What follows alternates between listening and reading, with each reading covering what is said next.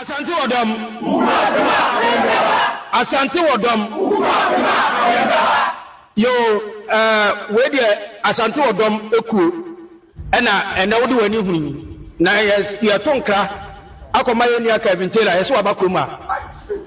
Yanka ya to ade ama ka Vintera ne se wonim na onim na muso mo no na onye na adwene se oba Asante ma abecha otumfo anko be hu se yes betente tukọ kwa akire no ye chiri kwa ye nini ma se ye chiri kwa ye nini ma aza ka Vintera wuti aboto na wudi otumfo atam wudi achiam atam na wasa abechia no sa wa na sumia so a sa ko no kwada sumia so na dwene je okwan no enya die se ye be preso da sa ka Vintera so be krom ya se oba bechia nana even sa empanifo obi amoti enka mon kan kira no so mo sikroma mon kan kira se mo sikroma se oba bechia otumfo because utri ni achami atam na unza mata oba chiachami enye eti yesraw ya de asumbiam kwa so ani ya mausa kokobon kan semi tie ni ye wa banka ya ode ka ba bi ade ama ono trawa ono yire no mama trawa unya ode sa ko obroche na ye ko ba santima ma die enye wa gele da so be wura se ura Asante mama empokra na kasa pese wo komensia ura ampo wo komensia eti esaw ya ka wasu yai Asante Adom ya de ani atetawo ya hweba bia wo be fa na wo de ba bisa ba besra ko tia ya nana sa wo pa ya ka chirawo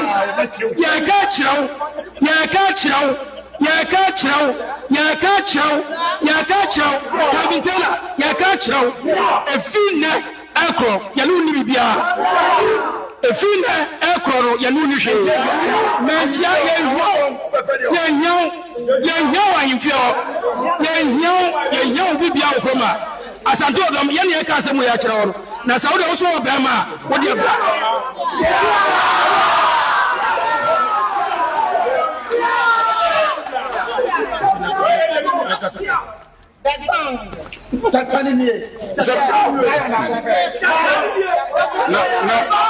na me sa branch me hu de hano kwa wa nyimfie yesa me ni se oda sunye so odidi onum kwan na me be o jira opa na o kase be sa nsem hu me a cha kire me ya no hemu wa ti be ma ye ka kire o mo se Asante ye o mema enti we strong warning ye di ma o Vintera jeye what in abehia in fact there is police there is soldier ukuba puma apuma enti ma ye ka kire mo what ye ka kire mo what for ya Asante ye de war na tie Asante for sound ya Vintera jeye what na abehia for ya mensia ye ka kire mo what uni wa hiri ha uni na bia ha obo hene ono ko tia no nti wi asi na nyina ya sani warning ene mbamba ya me nyina me kuina so bia nai say wa everyone say national security who born dog mama ya catch you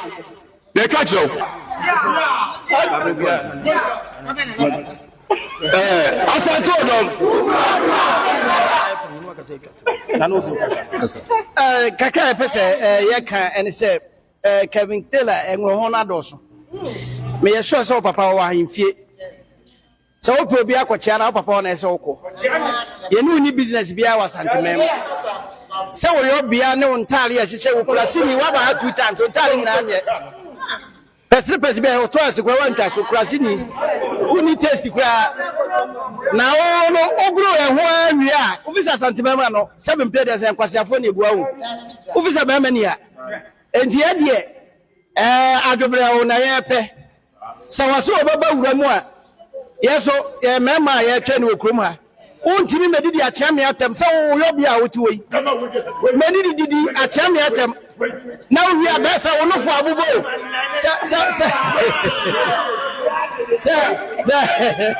se onofo na abubo se wa bo Brazil ni bi kra yewu engineer basi ya kache ne se ahadie yenya no ye ntwa da bi mekia wo papa obi anu a wo papa kra no ye ni wo kro ma so yo yene enti ntwa da bi ma papa ho ye hihia ye so baba wo hwe ya baba ha no abekwa akoya asem foforo se the national security for na bo ho bai enti ye mpese no obi abenya ntawantawa enti kamintela woni wo firi na ba ha montran kan wa breso a na usako ya basi ya kache wa no asante wo ya mumu bi mo time no aya na medwene mu a mentem ase okay si ade ntina mo MPP fo no bi sebio titiro asante fo no bi mo time ade ntira me pese mo amoye bloggers no ende dem no be kasa fine me sheda ma me kan fine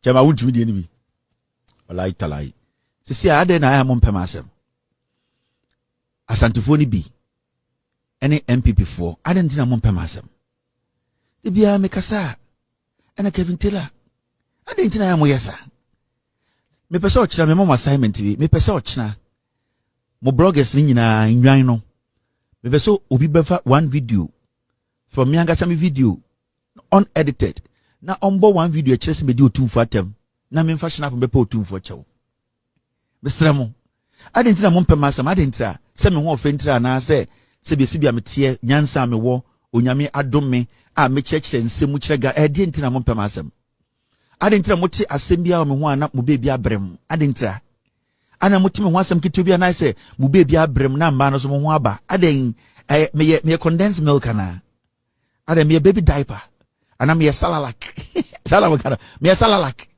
ade me salalak ana because mo ti mo mpem no mo ni age asem mo bedi mu di warm water bi me salalak ade ntina mo hu me na mo ho aba mo ni age na mo be ma gina so to tie Kevin Taylor sem ye tiasie eye power na meji ye nti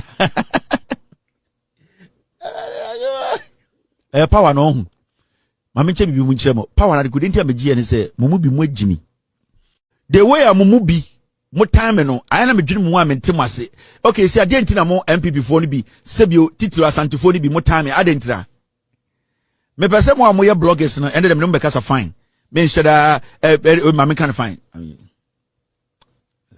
chama wuntumi die ni bi wallahi talai sisi ade na aya mo mpem asem asantefo ni bi ene MPP fo ade ntina mo mpem asem bia me kasa ana Kevin Taylor ade ntina ya mo yesa me pese o kira me mo assignment bi me pese o kira mo bloggers ni nyina nwan no me pese obi befa one video from me anga chami video unedited na ombo one video kire se me di otumfo atem na me mfa snap be pa otumfo chew besra mo ade ntina mo mpem asem ade ntina se me ho ofentira na se bia me tie nyansa me wo onyame adom me a me chekire nsemu kirega ade ntina mo mpem asem ade ntina mo ti asem bia me ho ana mo bebi abrem ade ntina ana mo ti me ho asem kitu bia na se mo bebi abrem na mba no so mo ho aba ade me condensed milk ana ade me baby diaper ana me salalak salalak me salalak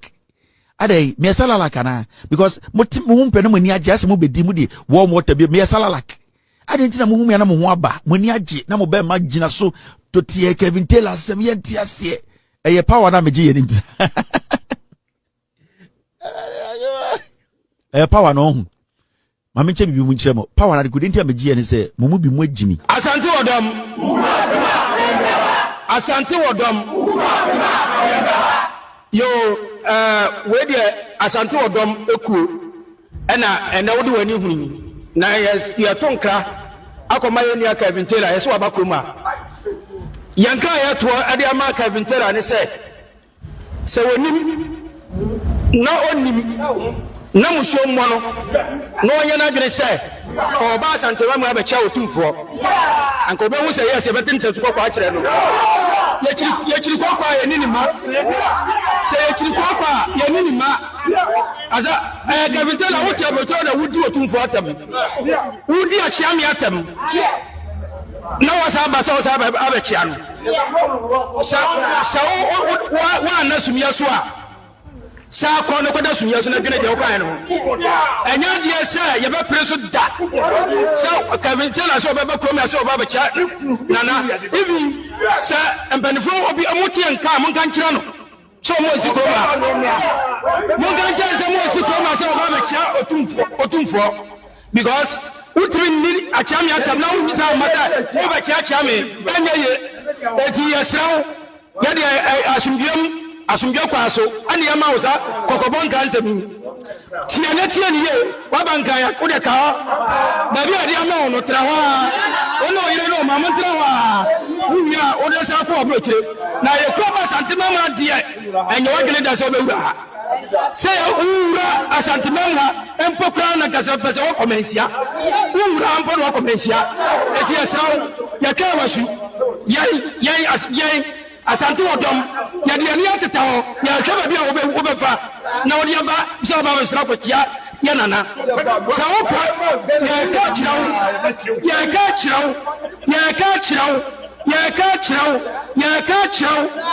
chiraw kabintela ya ka chiraw efine akro ya lu ni bibia efine akro ya lu ni hwe mesia ye nyaw ayimfio ye nyaw bibia okoma asanto dom ye ne ka semu ya chiraw na sauda wo so obema wo de bra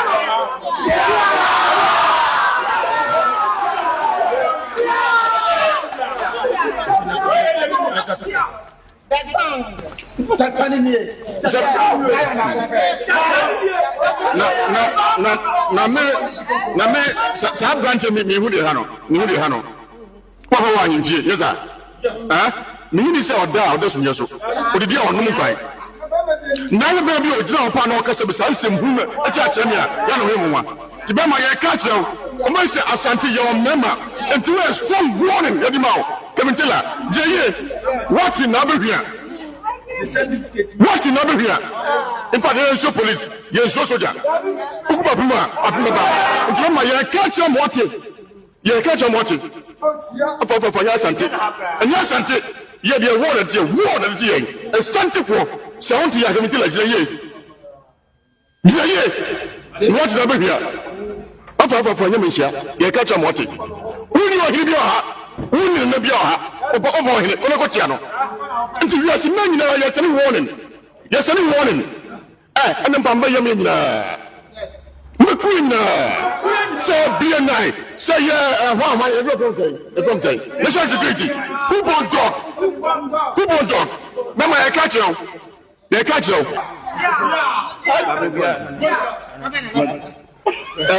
asanto dom kaka pese taka ena ebieye ade bi eja tom speeds that bia no individual investment et say wuti wufie na eja tom. When you build your house you have the right to put insurance in place say na be ya eja to wufie ni mu a wa be ko insurance aka say eja tom me wodien insurance ntimuntua me motete store ni mu wo ho sika amoji amudi ye mudi bi ebo preman. At the end of the day, da bena aban ba ye say sa asase na moteso no ne dia na monfama no mumu bi mu agimi eno ntina MPP hu asantifo ni bi mumu mbebunu ni se mo ye nwan eno ntina mo treat mu se moa.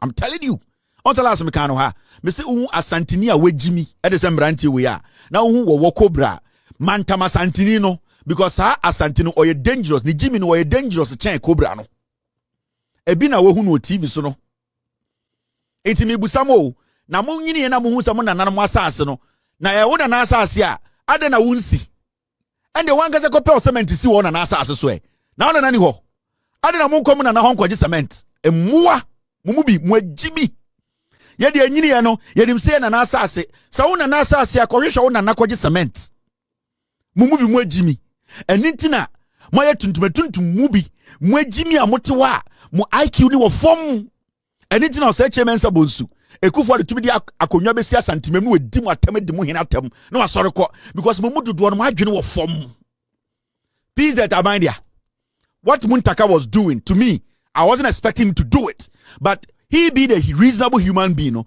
he felt to say some people there na ba omi akwasi akoto cement abrewa ko na hokoje cement ni bi so so enitina MPP for de bia omu chitimu se moa.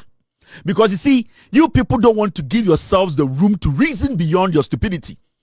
Bujina PZ, Moton Adana Monfaso akodi che. Modi akodi ejantra for go no for. Kwasiafo eja toma aban na enkotam sika every bank of Ghana fambrɛ. Na wona nana odi asase ne ma wo no. Wona nana otam asase ne ma wo no. Wona nana obutu oba so kɔ no hɔ kɔgi sika kwasiafo. Kevin de sia ne nsɛm na no eden. Jaihwe abofunu.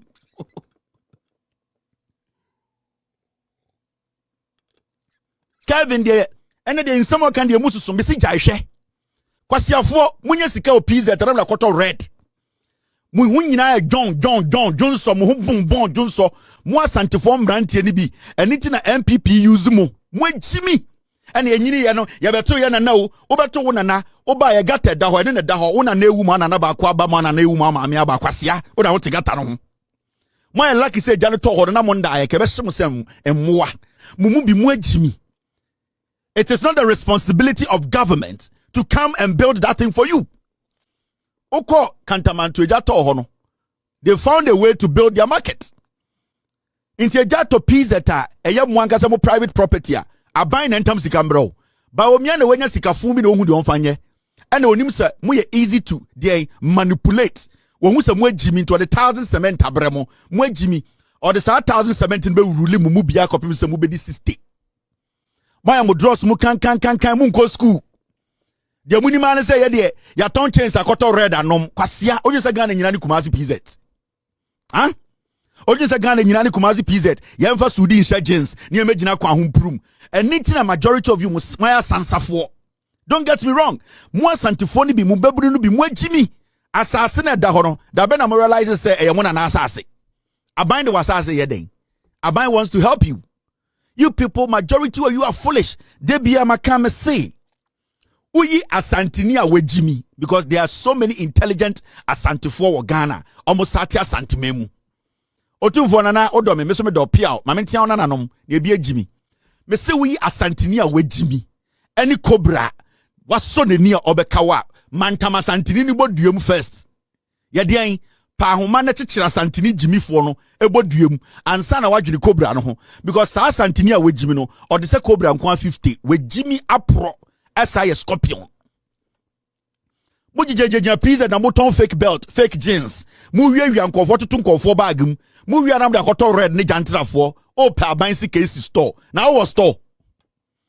Mu amujejina mu fi we. Majority of you mu store. O store ne de ehin. Mu store no ene de ehin. Uni store. Bojo ne kro no na wo ye. Aban ba be hwe nkofo mu wo foma bo omo a. Mu ni mu jimi yempe. Mu ntaka fa mu no kokoma school fo nkodi. Sala eba muntaka kozongo bia na cha 300 bags o hofa mo no mundi muntaka mubarak enkwasiafo so mumpa mu na ya Ghana fo ekom di omo enti kozongo zongo wo Ghana no na chiche 300 bags na ma imam fo no mompa yengusu no mundi sala eba akaba 3 days na ewie ye ni time for nkwasiasem me na me ma oduane sa wundi a muntaka fakọ mumu bi mu ye nwan weja a whole party, campaign and Yama Baumia, from campaign. And Dr. Mahmoud Baumia, Omoji that Ghana for a that Nufusu bad time. Was it Nufusu? And then a situation that a situation at that. Bet my catch us and there. Maybe Kumasi. Okay. Bet my catch us and there. Obeko Kumasi. Men and now. Nana Piao, the dog. Me Bakumasi. Bibiansi. Dabi, when I'm free. Papa be to warn you, what was video no? Papa Bain. Papa be US or no US or no tia bata. What do you US or T. And I just me. Says you attend or to US and Tanya so.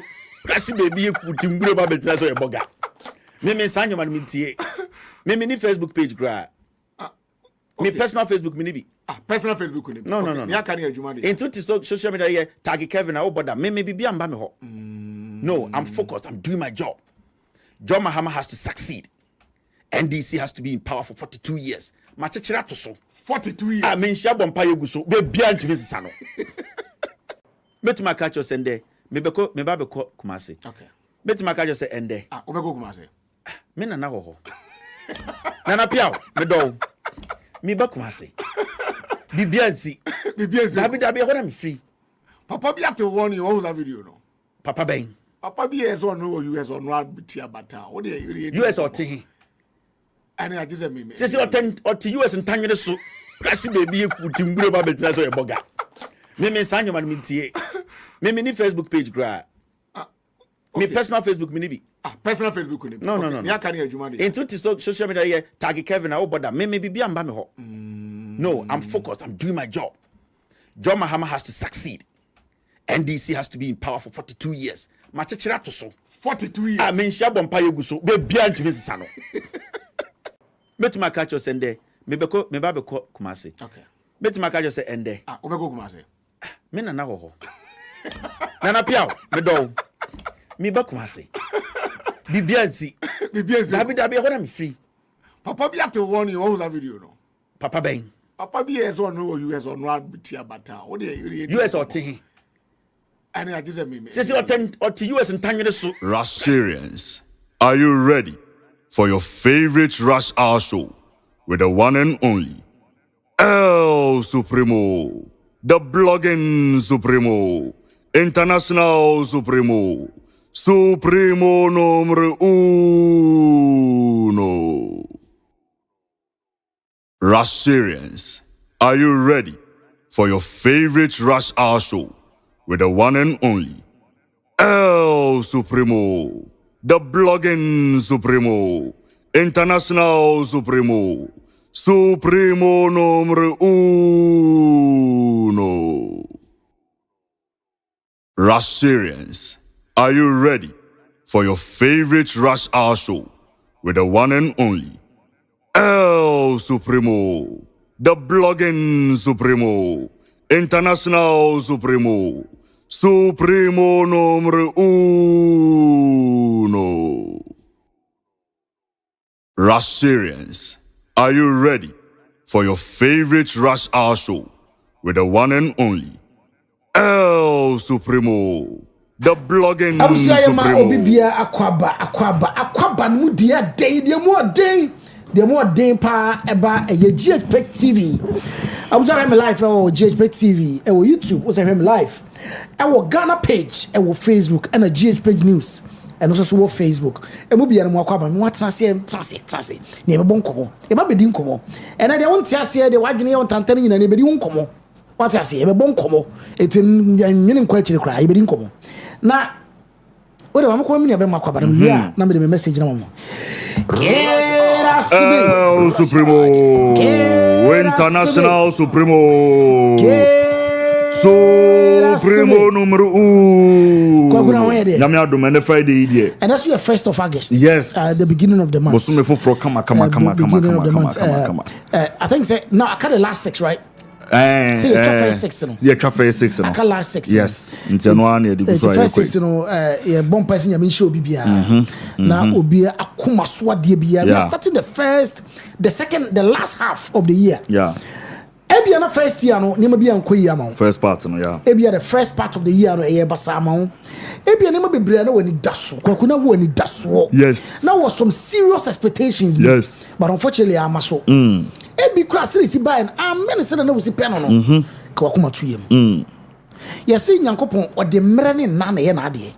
Kwakuma to yem. Yes. The remaining of the months of the year no. Ebe spectacular. Ebe ye won. Ebe ji wonsam. Yeah. It will be an kind of common to him. Yeah. No be an to say, Afrina, no bitch, and Africa, bitch, once and Afrina. Sure. Yet, Yamian Shire, Yam Pinion. Debbie Supremo. Yes.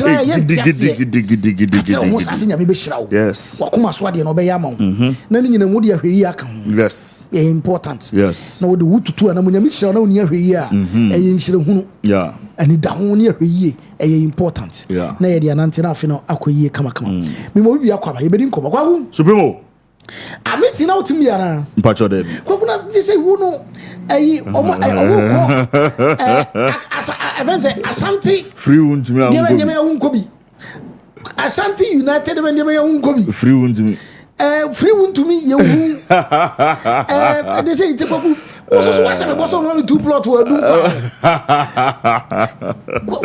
ntiase e be da bom Supremo yezo Supremo yes a chafe fu bi we na is it the nyoma hu ne nyoma kese nko na ekoso Ghana ase na Supremo still na pepese obesa kire de ekoso mu ana ase yempa no we de Ghana for him dada say Kevin Ekobedu Taylor yes ye bra ya I think so not Obuase right Obuase yes and now Obuase but nyame chade okopie Trump krum what America ma we citizen of America na we na djuma wadi na djuma wo social media obiam say Kevin Taylor de obeka no kore no but obeka no kore na mana yoya obeka na bufuo so mana yoya na sa maka na yoya bi wo so a wani to I be say jandam ye ka no kore kakra ni twam kakra ye no afrem na mu ayde na ne kasa mu no na especially as I'm for Felice with the Kazetium.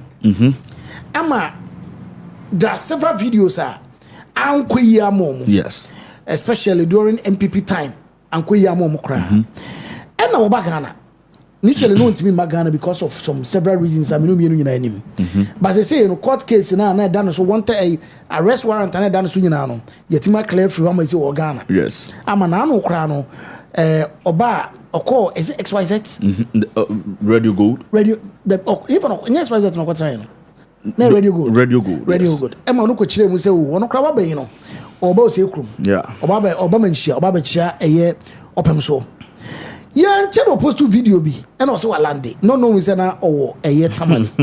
And according to reports on yes, Okyere and no Ibrahim Mamman or something. I don't know. There is this big museum. One Ibrahim Muhammad. Yes, and yet president. There is another Ibrahim Muhammad. Our well-to-do power established a huge museum. So that Ibrahim Muhammad, yes. Oh, okay, because everybody be a Ibrahim Muhammad. You the Ghana, you know, Ibrahim Muhammad. Or one idiot, it is a new no dia okay. And you know, and now Kumasi for a boys as Santa Fu Kumasi, a press conference. And almost say, I yate. Now, young chairman in your wansa, ye dear Bokoko, what for would do a chum.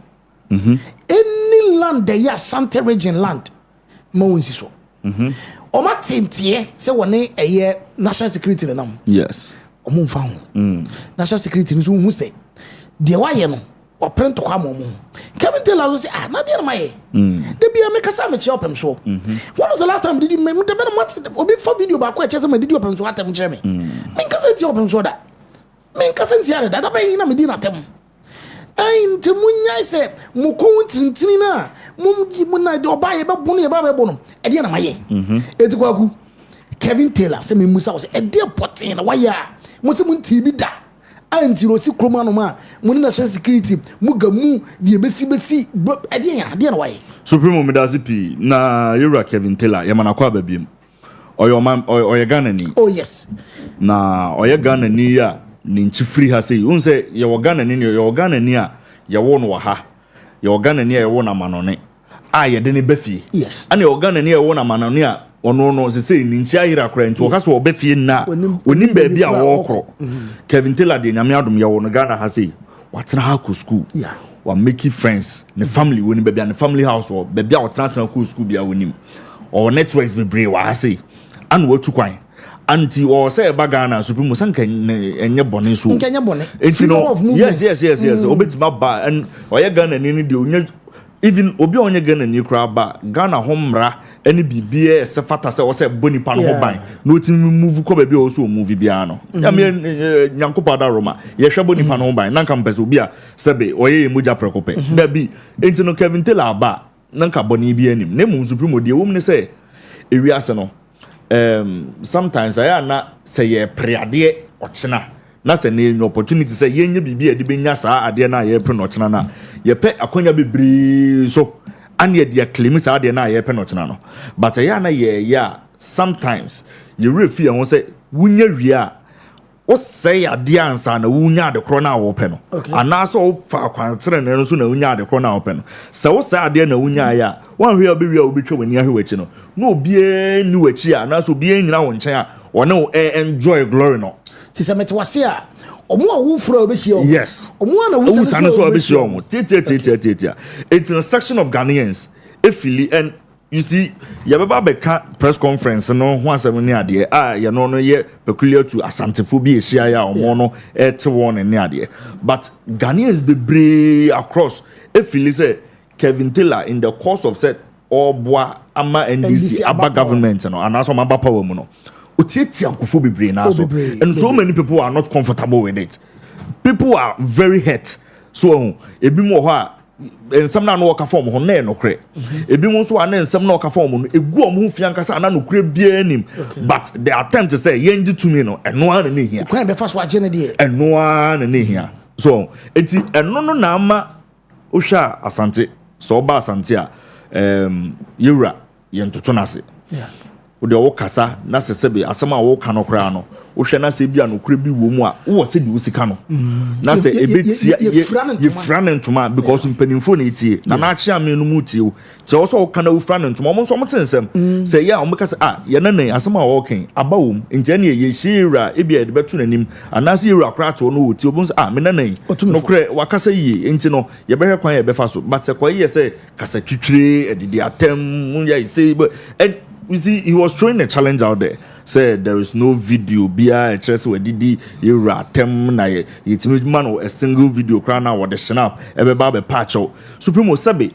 And yes, what bunny penny this Kwame winning Yanson. And I just waiting at them off. I may be by yet me must have and what's the deal? Those videos no.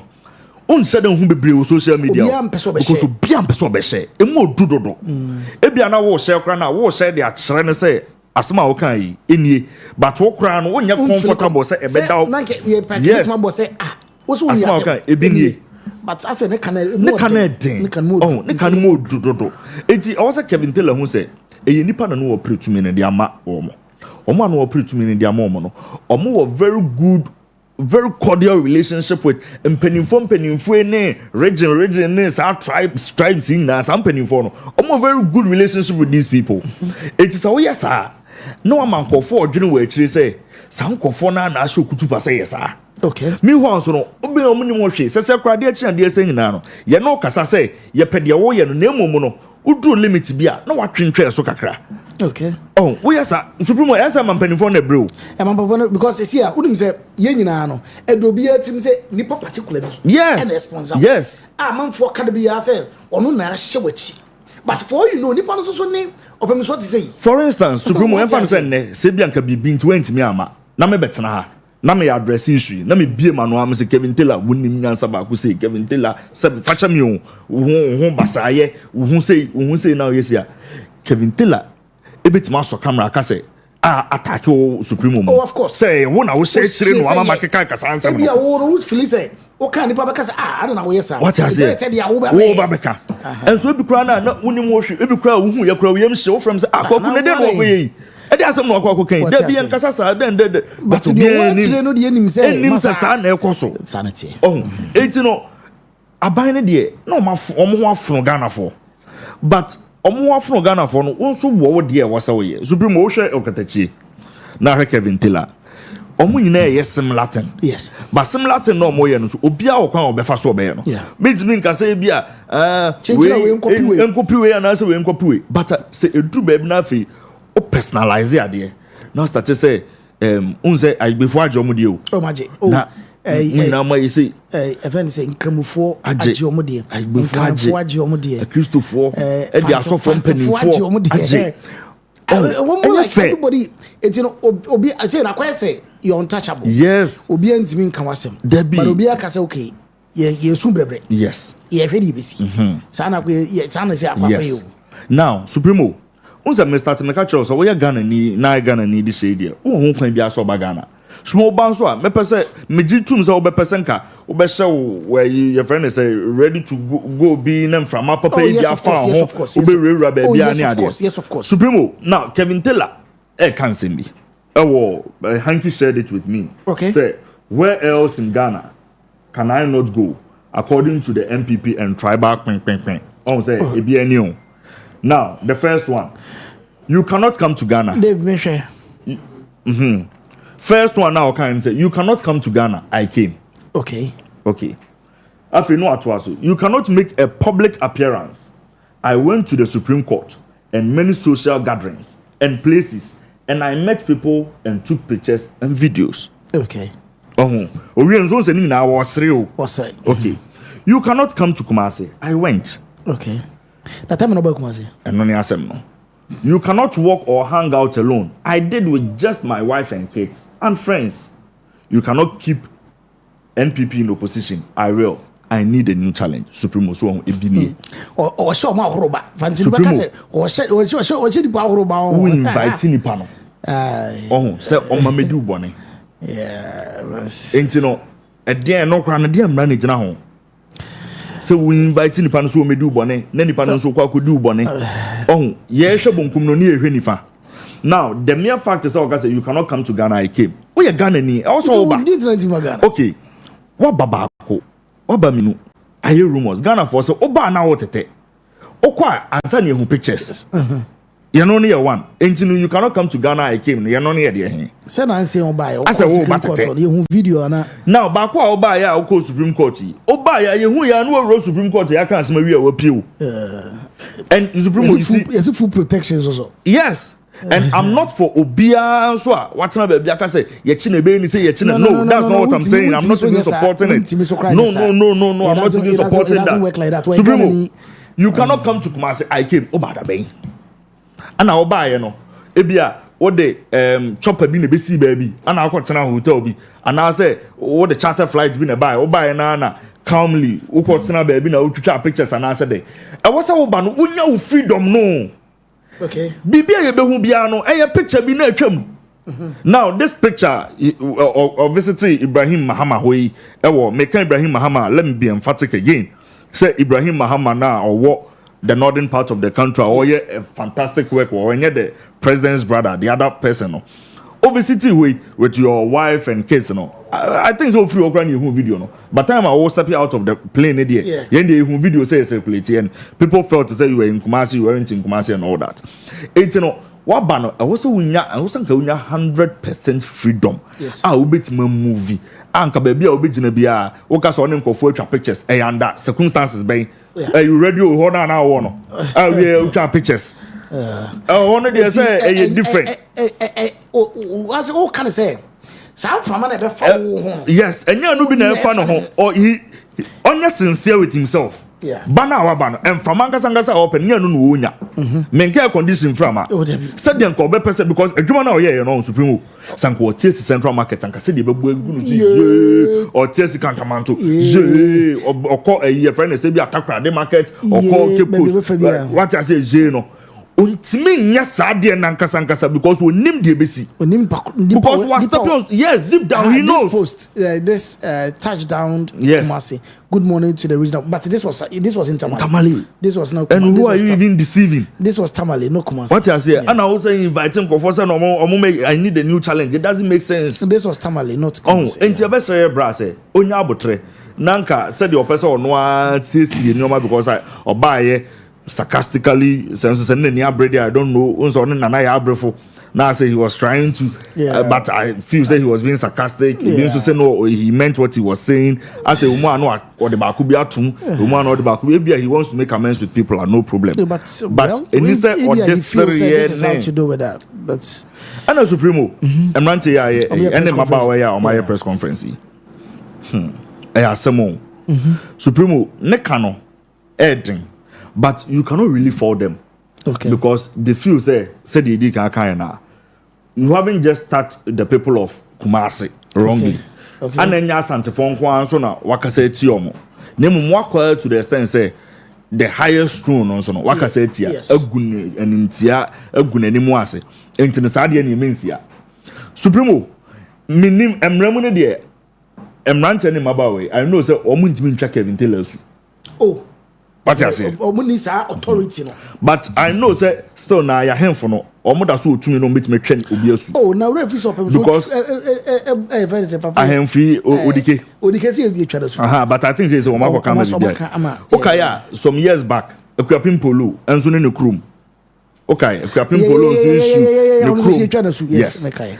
So bibi sa na de e bia e free the big people no honor there you can understand it what you say yes ekoye say na o hwe no as a threat so who enti no o threaten nana o so oba obey ne den eye bonamba bono ana ambeche na tena se na mabusa ne nsem ana ambeje ne krabi e de na mbeye no yes ana na afi emra ebam ana ebam enti ebesre say techema ohu say ye ya o kan nsem bia eni metia say anyo de no na metia say ka say even though aba or threaten or tre ana o say makoha aba mimi hu ne say de opeso okon nya sankasa na weti makono ebia na ochina bi ntontom crazy Kevin Taylor ho na wo ne ye ba be fa wo na ebebusa say ye de na ntontom no kosi no so bi kwa na ni mo hwe ntonom de nka be ye omunya abotre na nka mimi hu ne say odo no mo wo no am pese omudi gina ma asante ma ne kwan so ano no because the no enti na ne frey asante for essentia esana enti and they made reference they made reference to that making reference to they made reference to that so I feel say omudi nkomo fa bibia nto krata so say they say wiase ni siko na nkomo fa nkoma na na chairman no okay say ni bia krachi anasa abranti oka edefa oman no ho kumasefo ene asantefo on di besi yewura so anya yede ni atete ne mframam say onya kwanya no a opeso obekira yewura ye besere na bi omo ampekwan bi so no mu hunu ha won be draft ade no no mo de ama na chairman no omo de ama na chairman because ye mpese edi problem be so problem bi ma no usie no usi bebia nam na ho etro because so many people no mbofu okay once me ka bi fa yenu anoma ngunafo ho fantefo ho said e kan no no anu krumfo asantefo bibuafu wa tatetate ngofo bebre supremo emamu me yeremfi se boko ohun de eteso eteso ena escalate o mo bo wure SSB kwa kokun ohun de eteso enti se nyame amfa fie ohun na so obi kura nam kumasi to krum baabi na se osabrantie na obi raise alarm obi akodi ne bone say enye unia na afa ekira ha no na obi di ne bone sesi ye ya na ono nso ne fiefo ebi kwa na enye ono a na ono nso ne fiefo ye na ntokwa foforo nso ne free baabi ba no ye pese ye be hu no yes na afia no na ye be hu enti no national security IGP police for era yo hu no ene sesi from say NIB omo na national na de hin na kokko no and omo no na ye for drugs and what else omo nyina mo mani na ho omo nyina mo mani because say no supreme insecurities ni too much say obi atimi se ne bo e ka se may obi say dan pa time na on tisa no no dare not but say obi atimi se ne bo eye boko a obete eye kaso a obete eye ha obete obi a say Kevin Taylor bai nya kwa bu social media otimi kokko for ben sha do we say me wo de o be ma betwam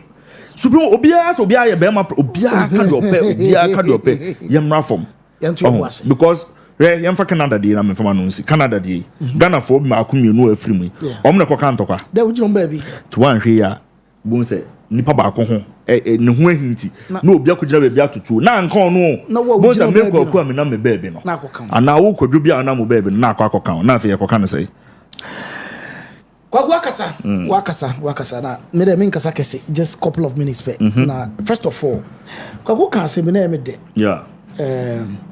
omo a wo furo bia na be hye omo omo a wo furo be po na be hye omo kwaku ba omo na be hye omo yes na kwaku so bu fie ni ofie mpanyimfo a kwaku mpanyimfo e wo wura mu no bia na wo fie it's so bu fie fo abu fa bu na mo wura mu no so no correct what you say yes in as much as Kevin Taylor, your brother, he's a fantastic guy. The way the delivery and all that, and he made so many exposés.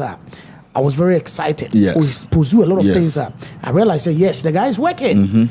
And I'm fan of woman. Why?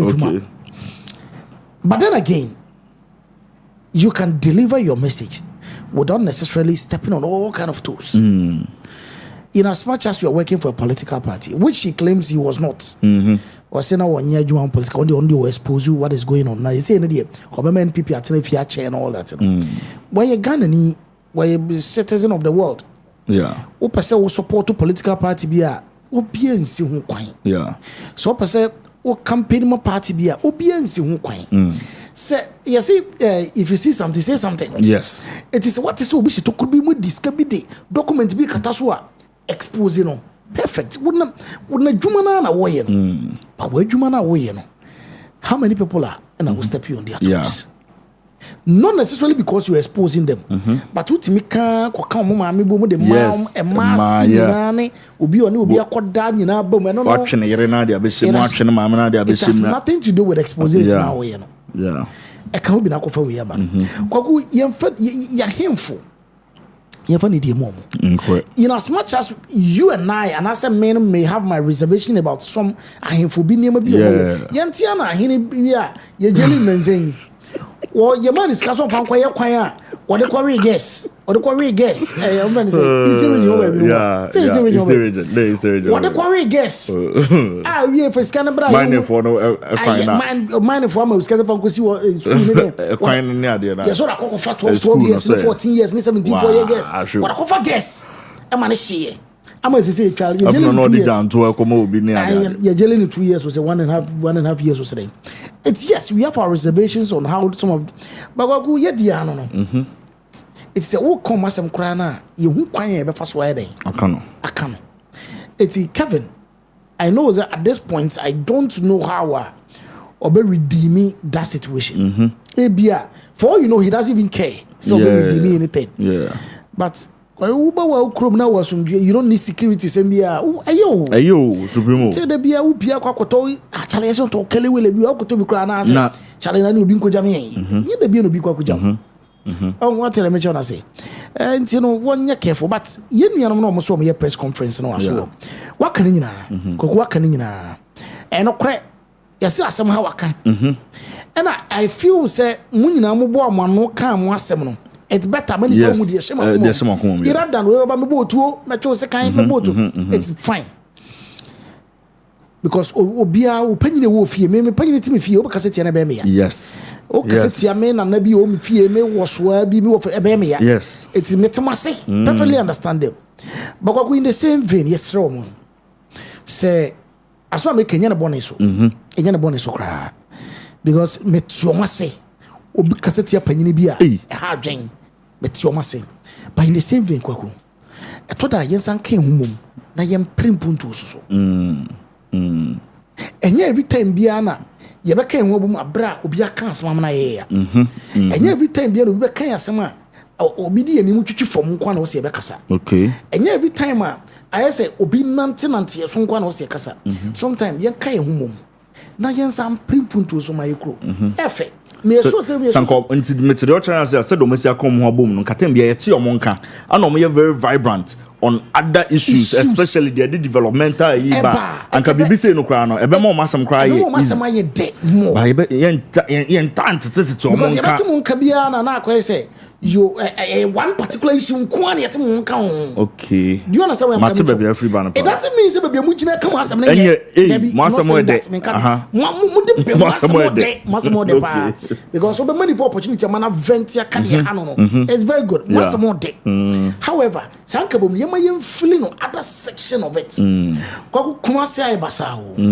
Kwaku, to be very honest with you, so you be our driver Kumasi. Yeah. Kumasi ay basawo kwaku. Kumasi ay basawo. No, our Central Regional Minister interchange yasi okuhu bole ya. Oh yeah, inanko for what you say. Number 4 wo nanko onye dey. Tikabola ni nyama ni sumo. You say kan kabum say no. Na mo chejina me kai sesa en kabom we se komutimi en kabom the past 8 years at the strict say on the NPP government mo fam ye here we by force ye here we are kakwa nke be mu difference kakra kanema besa but NPP antimi am for development na aya Kevin na say gina so the twa o mo mpoa no because nobody was putting the pressure on the government. Maybe be am come for now. I no pay your pension. I did crew quiet or pension. I so be into tax man.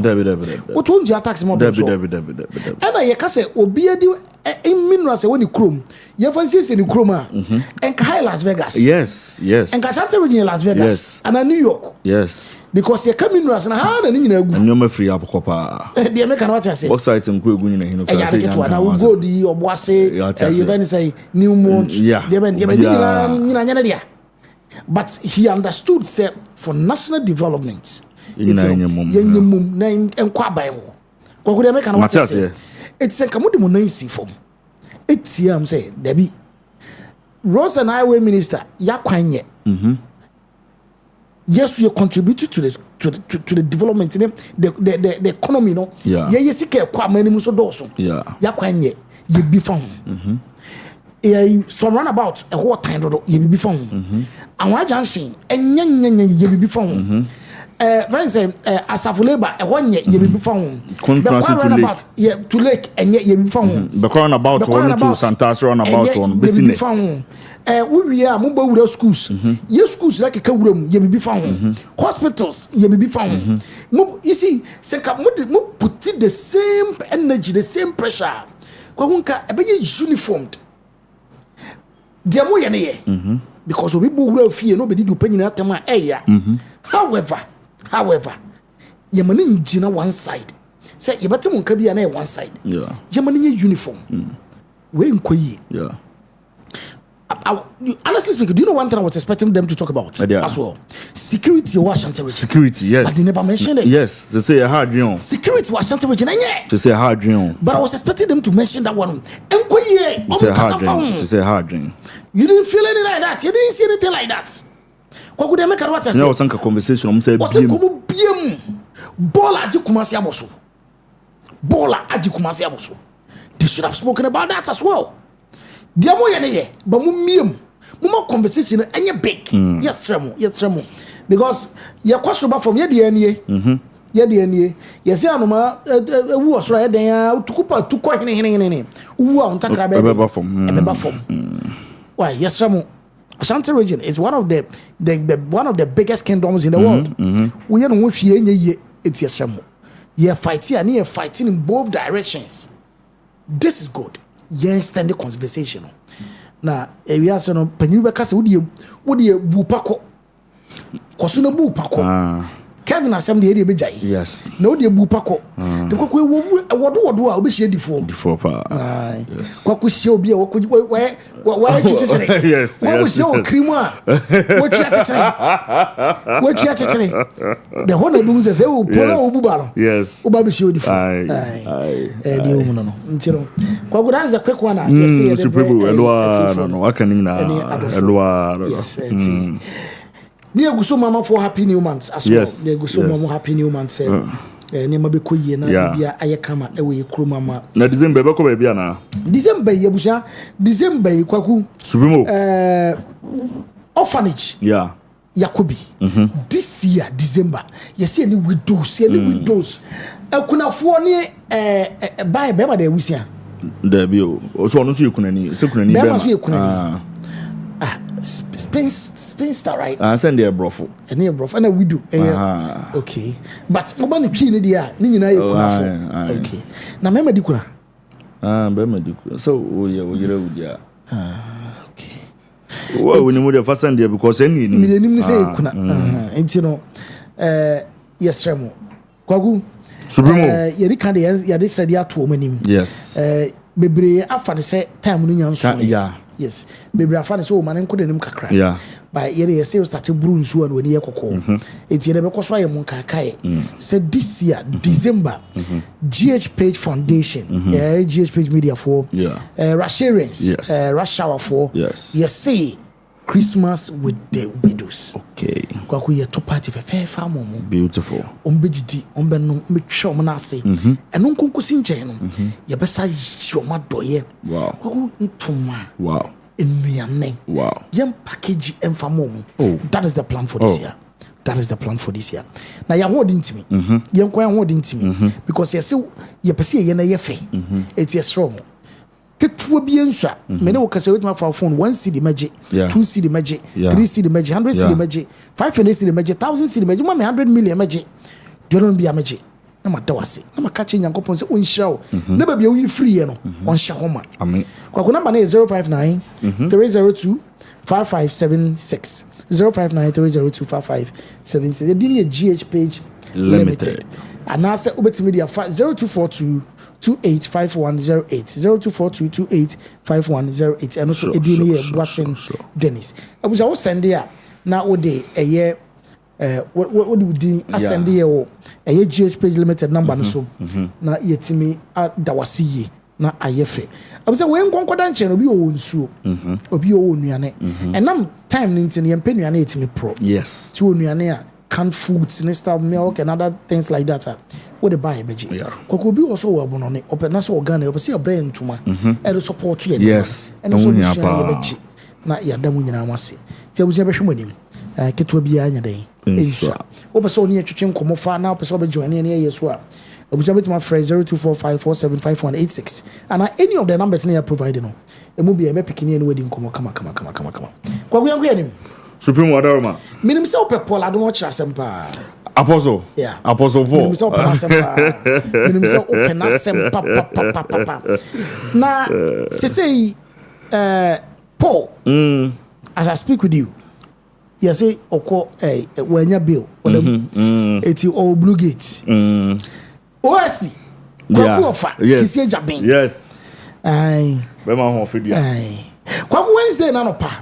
Ana Enranopa, yes, Enranopa. Not already there was news circulating say Paul Adom he's been invited by the OSP. Say Omra. It's Enranopa. One day say good evening away. Yes. See one say good no good morning. He say Papa na dey. And was with the emergency. That was me the bremo. Who was that video no? Yeah, bebo. Now the Okyere mu say he's been invited. Truly, he's been invited. Yeah. Now invited on OSP so anyone come on. A chair and say particular contract be home. Na omra no mon kan wasem. Na kwagu onom se o obeko. However, the lawyer wo a appeal case okumase. Etinanka the lawyer na ka say today even question Monday. Because me court Thursday ya mint be hadwen. It much letter back to OSP. Now the OSP so say Debbie ohiano 3 p.m. Thursday na wa ma obe activate all legal year available to him. Now they are chasing it's onimba open pass ma omra. It's was say unia ejona no na woko. Na before be kono konya ra cheche nsem mu kakra. Yes. When you say on an airport chair Ghana airport on a board chair. Na contract be according to no somebody approached them. Say or idea be because already not they were not generating funds. Ama no omo person more activity how am betima generating funds. And then they pan buy. And no make sure say no na mo no kra no mo lose cash because mo cargo session one nyina no mo losing cash. Eti de metima ya money. Okay. Say na mo nya 1 million na metima bo manya bia 2 million. Metima bo manya 3 million. Na eti no mo so okay say tell ya brother pitch come and tell us what you want to do. Yeah. Oba and also mo section way hanom you're supposed to generate this amount of money but you're not generating that. How was mo generate mo ntimi generate it you cheche mo chiro mo we no and I say okay it's a nice idea. Yeah. So I tell you we hand it over to the management when the management say koka it actually what the management be no mo say ye ni o makasa am o ma check the loopholes on the things they can do. However any amount they will generate Ombe take 20% of that amount. Okay. So that means directly you're not going to be paid or anything. Okay. And what they are going to already everyone said you are generating things this. However, me Felice said me banam be all the ticket ni mumu me to munya 50 cedis. Wow. It's a 50 cedi there but that means a extra 40 cedis, right? So 40 cedis me share 20%. Okay. And I'm say oh Debbie do so bra Debbie. You say oh you want to help us but 20% is too much. It's you only negotiate 16% here. So they went back, the management went back and negotiated and they said they agreed 16%. Was it that was it? On the anche any two about on the January or then the resignation courtroom and I will free him. He has no idea why he is being invited for corruption related issues on what exactly because company me once in the crown coin. Okay. So basically that is the story. Was I think Manasseh was on crown no him say contract and man sign it until some Manasseh book catch and say the contract has been signed. It was signed on the 4th of December. But also, sir, maybe I don't know because what I know is the management takes charge of all these things unless, of course, the threshold is above the amount of money that borrows on the board in him. That is what we know. But Manasseh the explanation kakraba. Okay. You could see a Paul and send seven. Yaba na Manasseh the no. Kakra me kai no. Okay. Mabobo so. Na enran so no updates. Update okọ e dey ko see no so ye de nyina aba quick one. Yeah, come. Good morning, viewers. I've not woken up, and fellow Facebook users, I've not woken up with this early in a very long time. But Kisi Ajaben has brought me here very, very early in the morning because the number of calls I received between yesterday 5 p.m. and 11 p.m. is amazing. I've never got that number of calls. It gives a compelling reason why I have to come here and explain the things that Kisi Ajaben is doing. So this is the beginning of the story. The people saw this on social media. OSP invites Paul Adomotri of over GACL contract. He alleges witch hunt. That was an interview I granted Joy and City. And here is OSP orders former Ghana Airport Company Limited Board Chair Paul Adomotri to present himself for questioning over corruption probe into a revenue assurance audit deal. Okay, so this is the basis on which everyone was calling me, everybody. And I read social media last night, and this morning I haven't because we just came to do this very early so you can see it. I read social media, and some people were very happy that, oh yeah, Paul Adomotri, and we pray for them. Many others who called me personally, people I don't know, calling from outside the country, everybody talking about, oh, because you are doing this OSP, what is the matter? What does it entail? What is he talking about? So it's a short story, but if you tell a short story to 25 people, then it becomes long. So I want to put the story out now based on the letter that the OSP wrote, what they are looking for, so we can see it. So let's begin with the letter that the OSP wrote to me. So this is the letter that the OSP wrote to me. It's here. It says that it's on 25th July and it's addressed to me, Paul Adomotri, former board chair, Ghana Airport Company. Direction to attend the office of the special prosecutor. It says the Office of the Special Prosecutor, the OSP, has commenced the investigations into suspected corruption and corruption-related offences in respect of the Revenue Assurance Audit Services Agreement between the Ghana Airport Company, GACL, and Evertex Logistics Limited. You are considered a suspect in this investigation.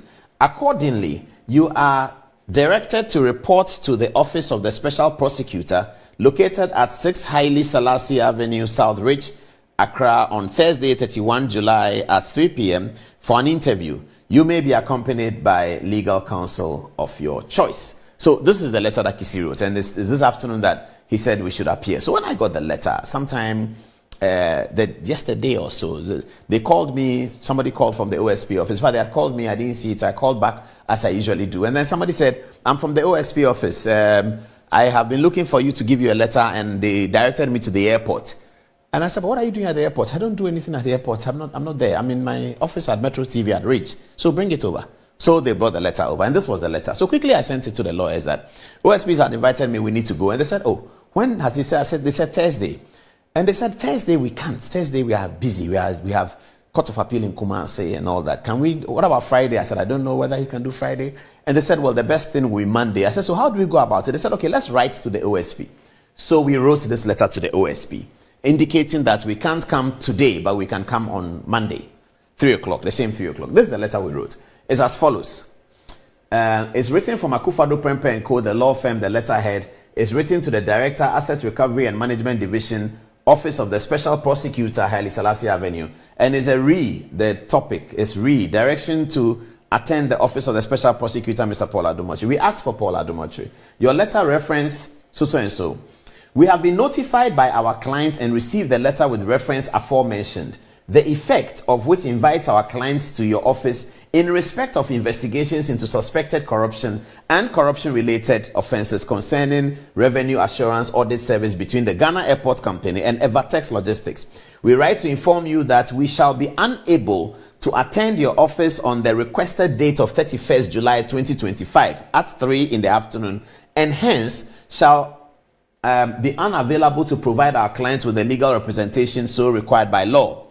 We consequently request that the meeting be rather fixed for Monday, 4th August 2025 at 3 in the afternoon. We are grateful and apologies for any possible inconvenience. The letter is signed by the lawyer. So we wrote this to the OSP. Now, the OSP, when he sent us the letter, then quickly leaked it to the media. This is what he does all the time.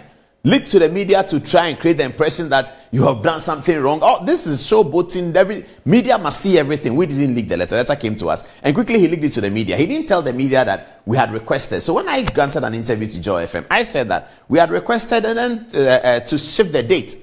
And then they brought this very brutal letter after that. This very, very brutal one on 30th, yesterday. It says as follows. They wrote to Akufo-Addo Prempeh and Co. And it says direction to attend the OSP office. Listen to the language. Reference is made to your letter dated 30th July with reference number so and so, in which you seek to reschedule the suspect's appearance before. Okay. Please be advised that the office cannot, unfortunately, accept the proposed alternative date. The suspect is required to report as directed on 31st July at 3 p.m. at the office of the Special Prosecutor located at Haile Selassie Northridge. While a suspect is entitled to legal representation of their choice, it must be understood that the law firm operates as chambers comprising multiple lawyers. In circumstances where a particular lawyer is unavailable, any other qualified lawyer from the same firm may represent the suspect without prejudice to his right to counsel. The Office of the Special Prosecutor is discharging a statutory mandate under the Office of the Special Prosecutor Act and does so with the expectation of full cooperation. Failure to appear as directed may amount to obstruction or non-cooperation, and the office reserves the right to take appropriate legal action, including compulsion measures in accordance with the law. For administrative purposes, it will be helpful for all future correspondence to be addressed to the Special Prosecutor through the undersigned. I don't know who is the undersigned. Who signed the letter? Okay, it doesn't show us who signed the letter. This is the letter that the OSP sent. By the time they were doing the media stuff, this is the letter that they had sent to me, you know. And everybody started calling me that, look, Kisi wants you to come at 3 p.m. on Thursday. He will delay you so that there's no Good Evening Ghana. He will delay you overnight. And this is what he wants to do. And why does he want to do that? Because perhaps he has wind of some PDS petition that is going to him, blah, blah, blah, that we are involved in. That's coming later. Okay, so now let's get to the substance of the letter.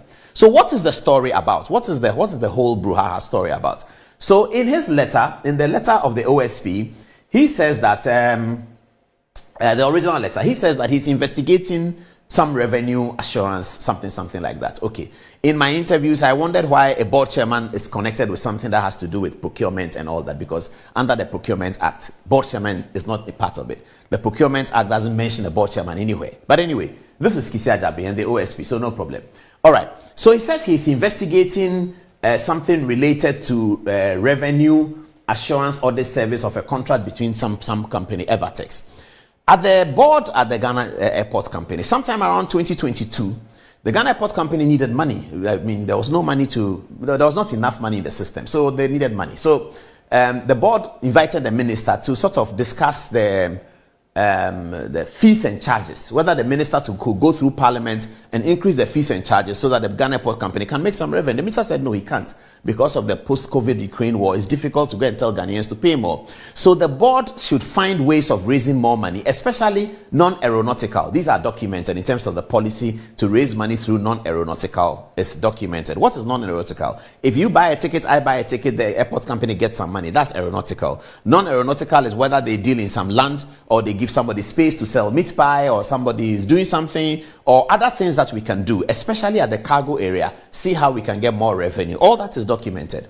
So so we were looking for people who can help us in different ways to raise non-aeronautical revenue for the airport, because we're not going to get the fees and charges, because the government policy is that you can't do fees and charges at this time post Russia-Ukraine war. So somebody contacted the board and said that, look, you guys are losing money at cargo, and I can do it. My company can do it. So we said, okay, come to the board and come and do a presentation, which is very normal, very, very normal. So they came to the board to do a presentation and said that this is what we know and this is how it works. The board told them that, yes, you have told us what it is, but there's no real evidence. You haven't given us any evidence that, in fact, we are losing money. And then they said that to do that, we have to work with your management to come and tell you, because we need access to your systems. When we get access to your systems, then we'll be able to tell you in the things that are the revenue that's happened already. So today is July. They will take last year's revenue and show you that this revenue that you got 1 million cedis, you could have gotten 3 million cedis. This revenue that you have 2 million cedis could have gotten 6 million cedis. So the management gave them that, and then they did that. And then the management brought them to the board the second time and said the people have finished their work, so let the board hear them. So the board heard them. And then they seem to know what they are talking about. They seem to show that, yes, revenue was lost and revenue can be gained. So the board told management that, okay, go ahead, which is also normal. The board tells the management, MD and your people, go ahead and work with them and report back to us. So they did, and they went to work with them. And then we continue our meetings. I had forgotten about it. I don't know anything about it. Then the management comes back that they finished with the people. They brought a proposal. It's a workable proposal, but it looks like the proposal, the people are saying that, well, I left something out.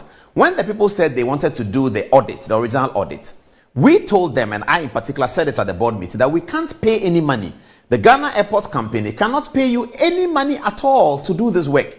You have to find your own money to do the audit and come and convince us that we need the service. So they said, okay, they'll do that. They'll pay their own money. This is also in letters. In letters that they wrote that there will be no financial commitment from the airport company. Till today, there's no financial commitment from the airport company. Absolutely none. So they went to do the audit and came back, as I said. And then we were satisfied that they can do something. So management should continue to work with them. Management came back and said they brought a proposal and they are looking at it. However, what they are asking for in the proposal is that if they are commissioned to do the work, whatever money they gain for the Ghana Airport Company, on top of what we were getting already, they want 20%. So for instance, if they find that in the importation part of frozen food or something like that, airport was getting 1 million, but with their work, we now have 2 million, then there's 1 million that they have added to what the airport was getting, and they want 20% of that 1 million. So this was put to before the board by the management, who dealt with them, the MD, who dealt with them on the document. And then the board said, no, you can't have 20%. MD dropped them to 16%. So it was agreed. And then MD was told that, okay, go ahead and do the things you have to do. Those are due diligence, public procurement, and then get the document done. This was around November. So this is the last thing I heard about that process. Then December came, and then election came. And then soon after election, we were out. By January, we had resigned. All of us had resigned. I didn't know they had signed the contract. Some 10 days ago, Manasseh Azuri called me that he's investigating this matter. And that is, so when the OSP came, then all the lawyers were wondering, why are they working together? Manasseh Azuri is one of the people you've been talking about. Kisia Jabe is one of the people you've been talking about. They seem to be working together for this, but I don't know, and it doesn't matter. Manasseh Azuri called me and said that what's the Evertex contract? I said, what is that? He said, Evertex, the people doing quality assurance. I said, the people who do the thing SML does. He said, yes. Then I said, I don't know about it. I don't know where it's gone to. Then it was Manasseh Azuri who told me that the contract had been signed by the managing director on 4th of December, 4 days or 3 days to election. And I said, well, okay, I don't know. I didn't know. This conversation is about 2 weeks ago. I didn't know whether the contract has been signed. I didn't find out whether the contract has been signed because it's not necessary. The board has finished its work. Whatever management does, if the management need the board again, they'll come back to the board. If there's a new board, management will come back to the new board and say, the old board did this. This is the problem we have, so resolve it. When the management is doing contracts, they are doing their PPA contracts under the law. They don't come to the board. They only come to the board when the threshold is beyond. So there are many contracts that the management does that the board doesn't know, they are not aware of. We don't have to be aware of it because the management is doing their work. But when they cross a threshold where the MD doesn't have capacity to approve this, then it comes to the board. So the board is merely there for approvals and also to initiate things that concern policy. So this is I didn't know that the contract had been signed. It was Manasseh Azuri who told me that the contract has been signed. Okay. So the contract was signed, and now the Kisia Jabe and the OSP are calling people at the airport company. We've heard all kinds of things, telling them that did board chairman tell you to do this? Are you sure it's not board chairman who told you to do this? Very bizarre interviews that they've had over this matter. Everybody goes and they tell them, did you know the board chairman? Did the board chairman tell you to do that? And they come out telling their lawyers that, we don't understand. Why are they talking about board chairman? They've had conversations with the managing director. They've had conversations with most of the managers. They've seen the board minutes. Manasseh Azuri has seen the board minutes. Letters that have been written about this issue from the company to the management. It is Manasseh Azuri who tells me. And he sends me texts all the time. Those of you who saw me on UTV, you heard me say that I've maybe sent him texts. Manasseh has sent me several questions. I've answered some. I'm still in the process of answering some. But now that the OSP seems to be looking at the same thing, then I'm assuming that perhaps they are working together, which is fine. There's no problem. They need to investigate. But public procurement matters have nothing to do with the board chairman. And I don't have any interest in any of the companies who came there. I don't know who they are. I don't know who is their friend, where they came from. But anyway, the OSP insists that we have to come there today at 3 o'clock Every lawyer is telling me, look, they want you to come at 3 o'clock and then they will detain you. They may arrest you. They will say, go and bring this. They will say bail. And one lawyer told me that how much is the money involved in that? I said, there's no money involved. There's absolutely no money involved in it. There's no money at all involved. Airport has not paid a single money to anyone. Airport has not lost a single money. And the contract has been signed by the managing director. I asked Manasseh Azuri that when you saw the contract, did you see my signature? Did I witness? He said, no. I said, but if the managing director has signed the contract, the managing director has signed so many contracts with so many people that the board will not know about because it is within her threshold and that of management to do. So that's why I told City FM and Joy, this is a pure witch hunt from Kisi Ajabe. But anyway, all I wanted viewers to know is that this is the story. And also Facebook people. So people want to know what happened. Kisi Ajabe says we cannot postpone it. We have to come to his office today. So we are going to his office today to see it, to listen to him and ask him these questions, and he will also ask us questions. Media people who want to cover it, you can come. I don't know whether it's allowed, public hearing is allowed. People have called me, can we come and cover it? What is going to happen? I don't know how they do the OSP work, but I'm going there with my lawyer and then we'll be there to answer the questions. I'll let you know what happens. Everybody's telling me though that Kisi wants to arrest you and keep you there for the weekend to teach you a lesson because you've been talking about him. You have gone to write RTA about him. You said that he has bulletproof cars and all of those things has hurt him. So he wants to come after you. Well, that's up to him. If that's what he uses the state authority for, it's entirely up to him. That's not my problem. I don't mind. I will continue to do my work, and to say anything wrong about whether it is Kisi Ajabe, whether it is X, Y, Z, W, V, we will have to say it, so long as we can provide the evidence for it. If it is his decision that because we have been talking about him, where there's no concern about board chairman, he will call people and ask them that, say that board chairman did this, say that board chairman, we want you to say that board chairman, we want you to say that, all that gamut of information that all the lawyers are telling me about, I don't know, the lawyers are telling me about it, that this is what is happening, because some of those lawyers have gone there with their clients and they say, tell me that they are saying, what did board chairman do? What did tell us about this? Is the questions that the OSP wants to know. It's entirely up to you, Kisi Ajabe. It's entirely up to you. So 3 o'clock, we will be there, and hopefully we'll be back, and then we'll report to you what happened. This is what we wanted to do, just to tell you, so that people don't have a blank mind and they don't understand what is happening. They think something really wrong has happened. Absolutely nothing wrong has happened. Because we have been talking about him, where there's no concern about board chairman, he will call people and ask them that, say that board chairman did this, say that board chairman, we want you to say that board chairman, we want you to say that, all that gamut of information that all the lawyers are telling me about, I don't know, the lawyers are telling me about it, that this is what is happening, because some of those lawyers ask them that, say that board chairman did this, say that board chairman, we want you to say that board chairman, we want you to say that, all that gamut of information that all the lawyers are telling me about, I don't know, the lawyers are telling me about it, that this is what is happening, because some of those lawyers have gone there with their clients and they say, tell me that, they are saying, what did board chairman do? What did tell us about this? Is the questions that the OSP wants to know. It's entirely up to you, Kisi Ajabe. Hi, Kwaku. Supremo. Ensem bebree na Manasseh Azuri Awuni what the long awaited publication about Mountain. Yes. Na emunsem no so a lot. Okay. First of all, company na ya awarding a contract no, your fair company no Ivatex. Ivatex something systems. Okay. All right. Kwagu. Yes, Ivatex from Logistics Limited. Kwagu, this is interesting. Then Fenwato so. According to Manasseh Awuni no. Kwagu brother down here, we are hereby certified that Ivatex Logistics Limited. Then with registration and has one worker as at August 2024. Oh, okay. What did I mention? All right. First question of Manasseh Ebusani. For first post number 2, a last post now a screenshot number 2 by now the last one Omacho no say the managing director of airport company Yvonne Desafri Paris said okay this particular one Manasseh Busa question biwa what's the name?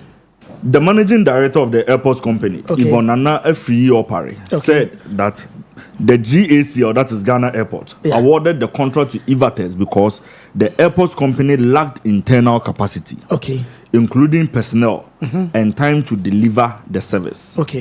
However, while the airport company has 1,580 employees on its payroll, information we obtained from the SNET indicates that Ivates has only one worker. Okay.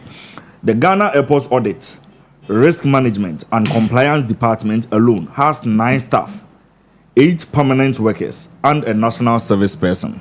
Okay, Kwagu, this is one section of the issue about.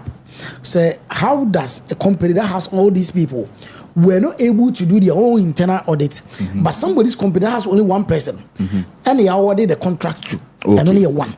2, another issue and also Okomanase wena a woman Mokan once a year awarding of the contract. They've call a year I do not clearly remember no. Okay. This is a conversation between Manasseh and Paul.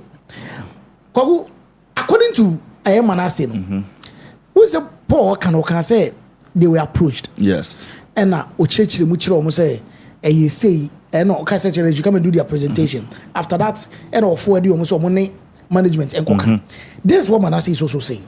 Okay.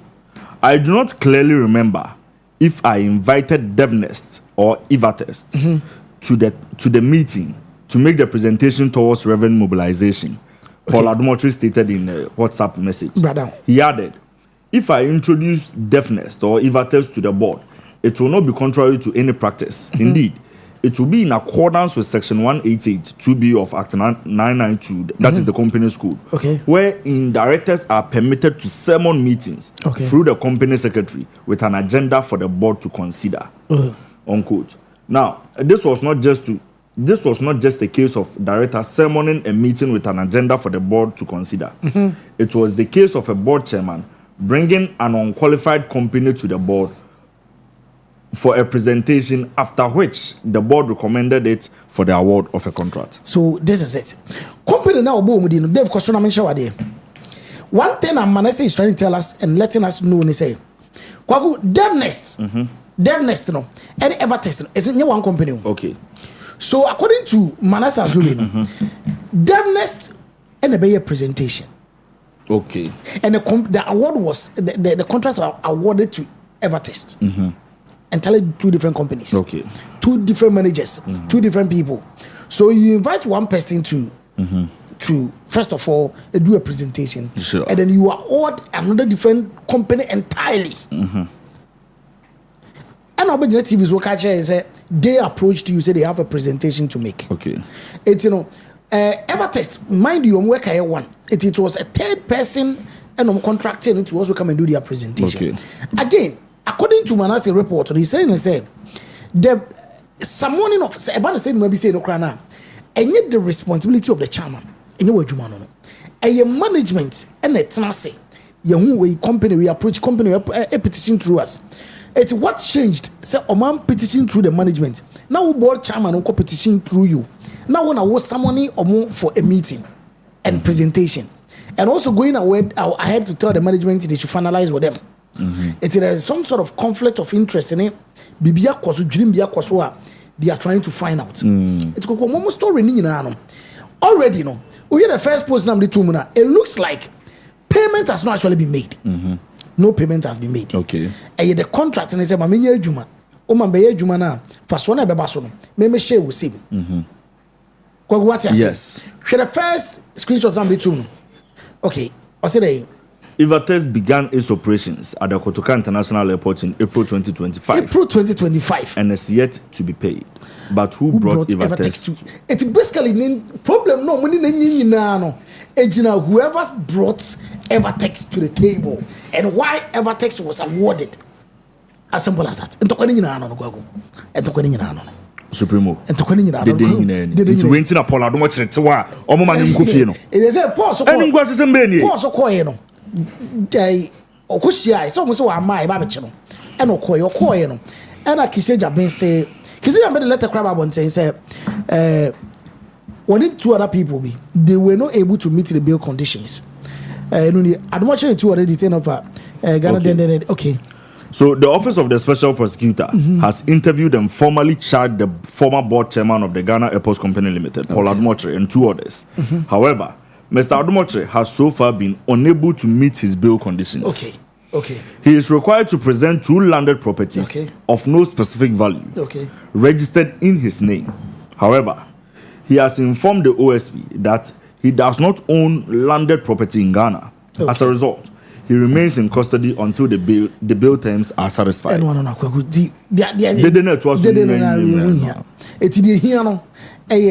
The revenue assurance contract between the airport. It's a contract. No, na Okyere no Wednesday, Thursday Okyere. 3 Okyere when OSP tana say you busan no year no one other company no Okyere. Why were you the person that recommended the company? Why did you tell her, why was the different company also then you awarded another person? We are is okay. Ya be able however, you be just all your bill. But bill condition or say my landed property, landed property as I see a unmovable, immovable property to say if ye say assassin credit no assassin qualifier. So in law, the landed property refers to a real estate or land because when we say including any structures or buildings permanently attached to the land. So this type of property said what kind is considered immovable and is typically characterized by its fixed location. You know, to say agric land, say residential land, vacant land, commercial building businesses so be say this it's in Yamokoy na manase events pause we say only landed property be our Ghana. I think it's also UK na bio. Also ni bio be. It was only landed property be our Ghana.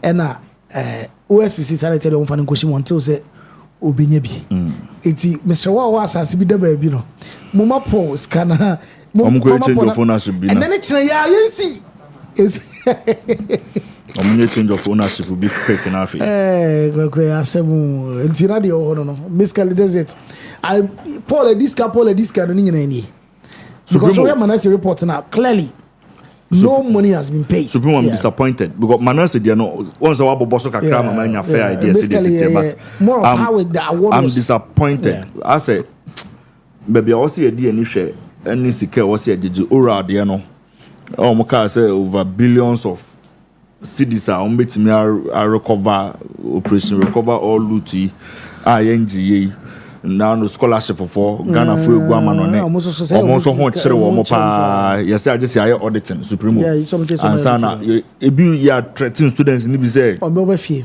you mo go about Supreme obesi ne national service for when him say ekotu a omo koye national service CA no when say be brain 90 million ra portal nim kwent me embobo ya loko no because the last time I say and you saw more auditing be na then there be but I say say besi ne omo ebeye national service September but nkofo nso beko it also by now no ko metimi afidi omo information na into the system so you know everywhere you go na time ebeba no aba no master theater to omo ho nyoma ye hu de ekeka ko Supreme what I say na no na yete wo parliament say nyame adom contractors ye release bibi kakra e dia mom Supreme be bia wo say ye ma ye niko be bia wo say ye ma ya adwene ko no ye ma ya adwene ko on but say untimi nyi wani say the crimes any crime dey be Supreme crime bia nsi bia now first of all na nanka betimi ho o de safa Manase yi na bi to so me hunu bia meka kire but o de fa to so bia na Paul akotu no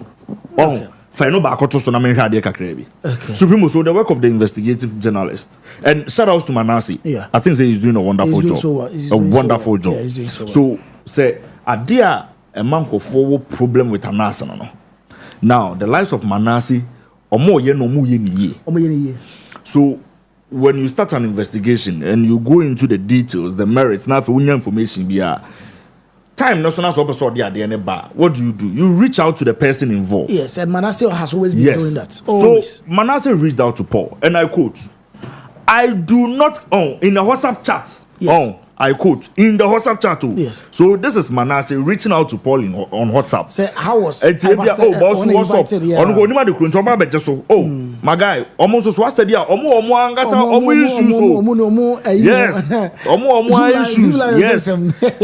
Boss, what's up? Into chat kakra no dia babetum. Say issue we Eva test deafness issue be then there. Afihade. Yeah, chatting on. I say, I do not clearly remember. Yeah, chatting. That's my question. Yeah.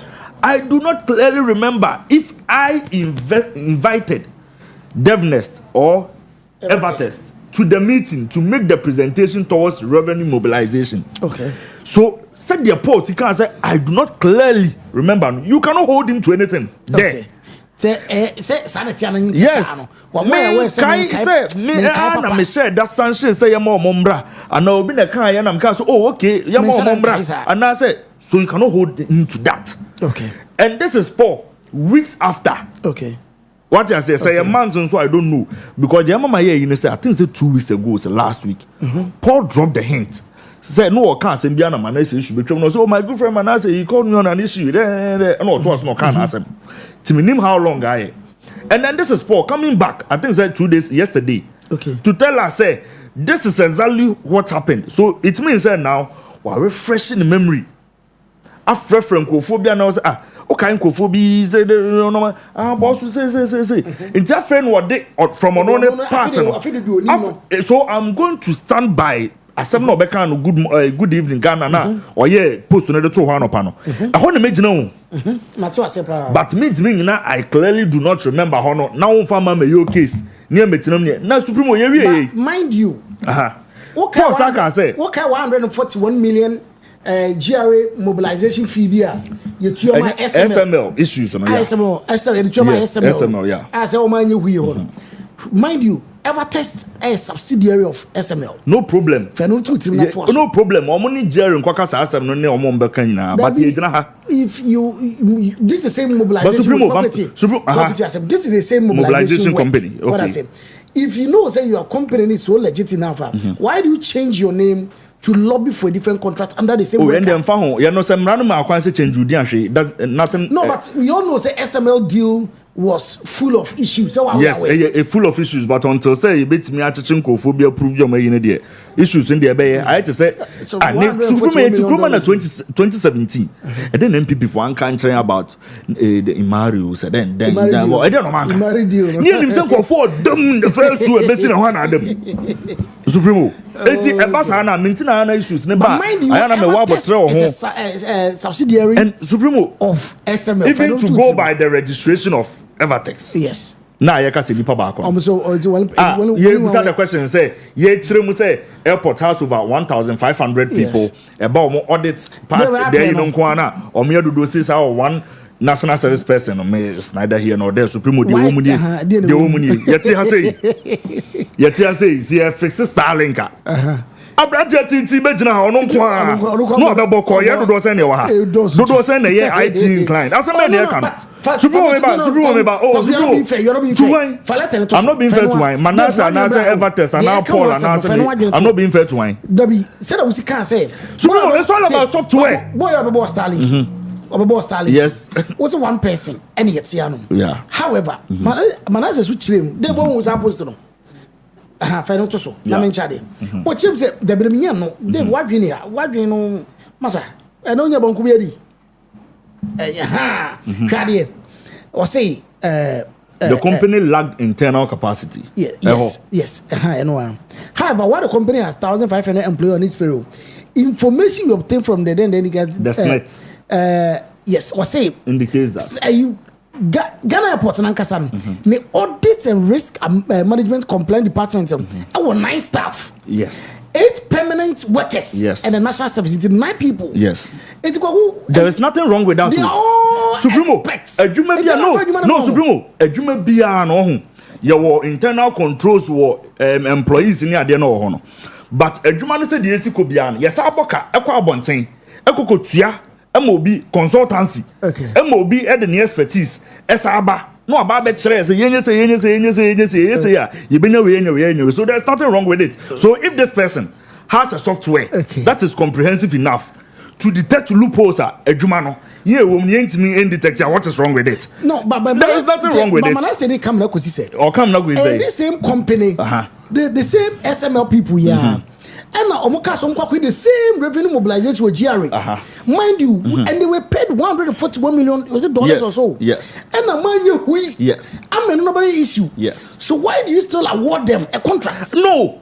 You see, Supremo, the fact is say me Mrs. Midra so busa me ho asem wo Dave Becker say koku yo ye nipa bonini no woni ni daily business obetwia your ho sesi but Supremo so jan ba bi Becker say nya no credit da na so koku na business be 10 times and I say obi adi no ho adanse a kire me ntinya de obetwa adi obi an say de osi ho obi okay etu ntimi nka say SML any Evertex but SML is still owned by the same individual etu ntimi nyina no so mfa nko attack Paul Adom kire ono no tine baby. Now, Paul Adomochi is saying due diligence assembly can you due diligence? Yes. Now Paul Adomochi catch say. Now, where in the Companies Act, Companies Code 992 no, a fan from here. I don't know Busan, so he also asked, say, even with the Companies Act 992, a fan from. Oh, someone can say, impose some crown and coaching Nipan and buy and then they are one ceramic because you are mine, your code be Companies Act, your be yes. So he added, if that is the condition now on. If I did, because I had in time I know more chatting and also on Kaise on the didn't buy and I said no, didn't buy. And was a better say simple. If I did introduce deafness or ever test to the board, it will not be contrary to any practice. Indeed, it will be in accordance with section 188 2B of Act 992. That is the Companies Code. This is exactly what we are talking about. In the okay. Eko bayi ani ese o Ghana airport mo boka ana mu hwanu makofa obi aba na ekofa ba ehwehwehwe mu $100 million $50 million ana Paul Adomochi as the board chair una signature was here afeni make progress but now the man is saying say we are trying the to management find out how they were awarded. I say ye pray ho de ade and buy I say because of the Paul Adomochi factor no oboni de be mind you during a time on the licensing status of Evertex, do you know say at the time not they were being awarded the contract no they are not licensed to even as auditors. Okay. And so you see the issue okay, here. So this is it. And this is the person who is being fingered now in the Wabonti and Kasa, who is the board chair. Okay. So on the license of Evertex and SML, the ICAG said, quote, Strategic Mobilization Ghana Limited and Evertex Logistics Limited are not licensed by ICAG. What I say? Okay. Our search at the office of the Registrar of Companies revealed that at the time of winning the contract at the airport, Evertex. Evertex did not even have auditing and revenue assurance as part of its principal activities. Evertex only included audit, revenue assurance, and software solutions in its principal activities on February 6, 2025, 3 months after winning the airport contract to perform those services. And you are saying we shouldn't interrogate this. Supreme, I'm not saying nobody should interrogate it. Because no. For a Jumana, they don't even know how to do it. Debbie. You don't have license to do it. How would I say you don't have to do it? Can't say interrogate you. We have every right to interrogate it. You have every right to do anything you want to do. What I say. But this is the situation whereby I say, Nipana ni di ewo mo ankasa na obi ebo ndi chobo no. Achechem say, okay, so these people came. Omba beka say you betima raise a revenue no by say the be betima cover expenditure no yet ma make that is where another problem is. Say. You can't have a company no.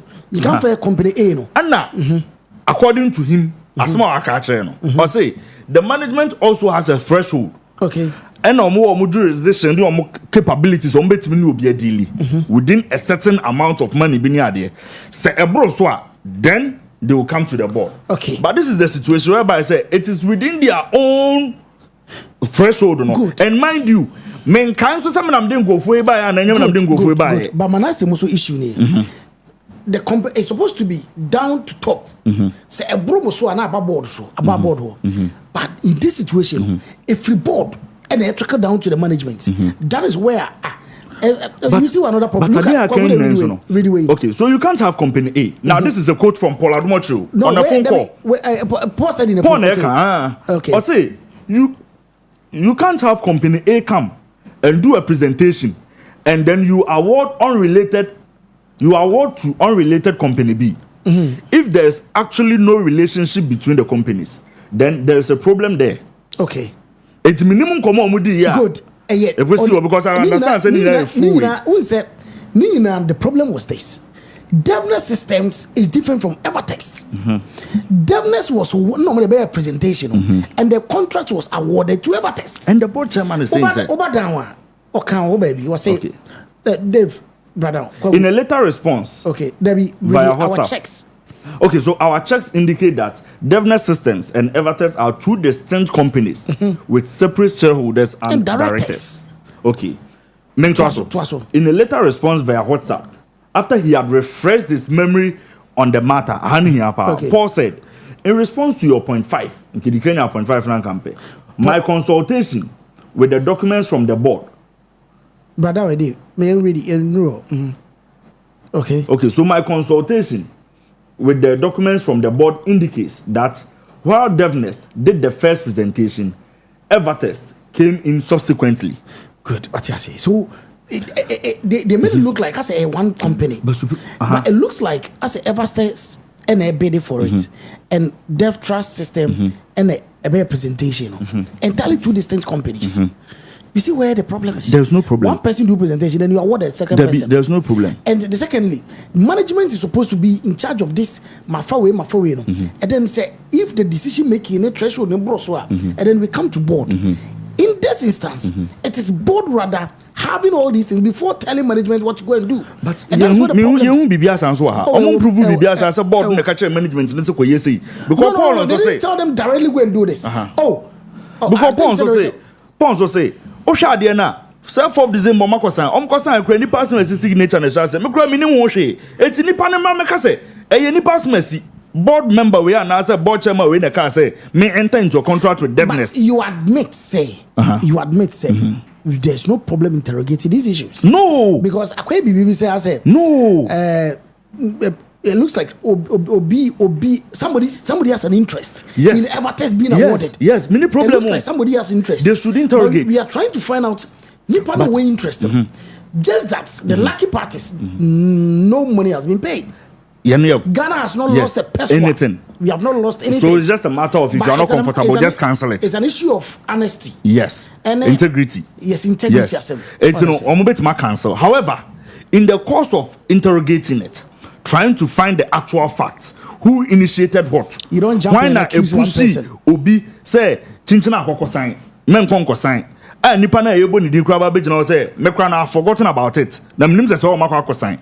Until say me nya documents na say management na kra no do down on na akwa sign. I don't even know anything about it. Ono abe sign it o. So in the course of even interrogating the board chairman, untimi nkan kire say what brand form, on fill form no. Pay one of the lawyers lawyer aproku now what brand form now what fill form no we say on trotro ne landed properties in na no say mini bi now what ye we the abase provide the landed properties saying two and yes I mean my bill.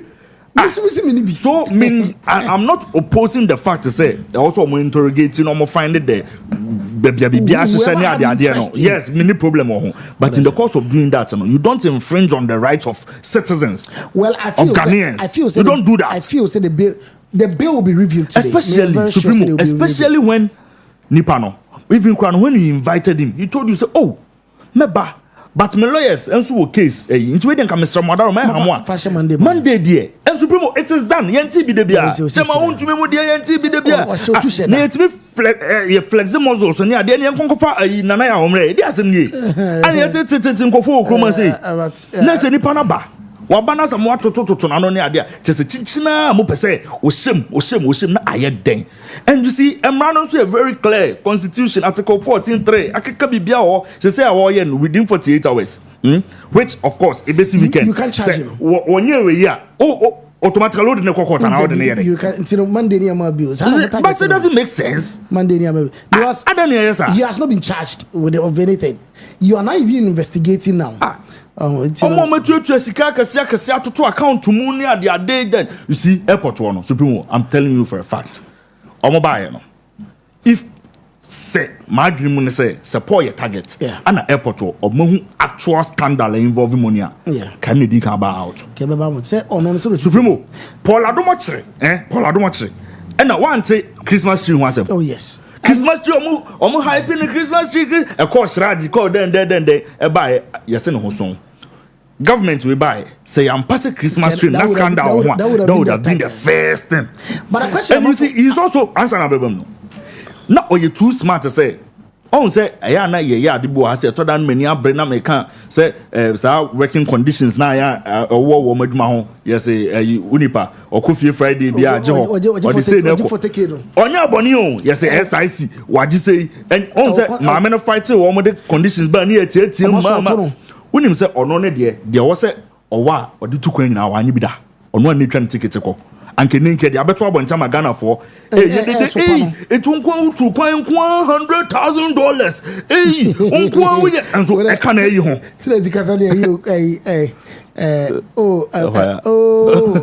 Papa, I got a piece of him. Master,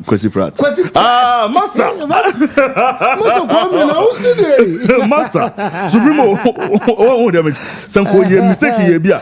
Nanya mami Chief Justice Kobe by your dance Sabaya so na crowd say akwa afa so call ye lipa de o call ye de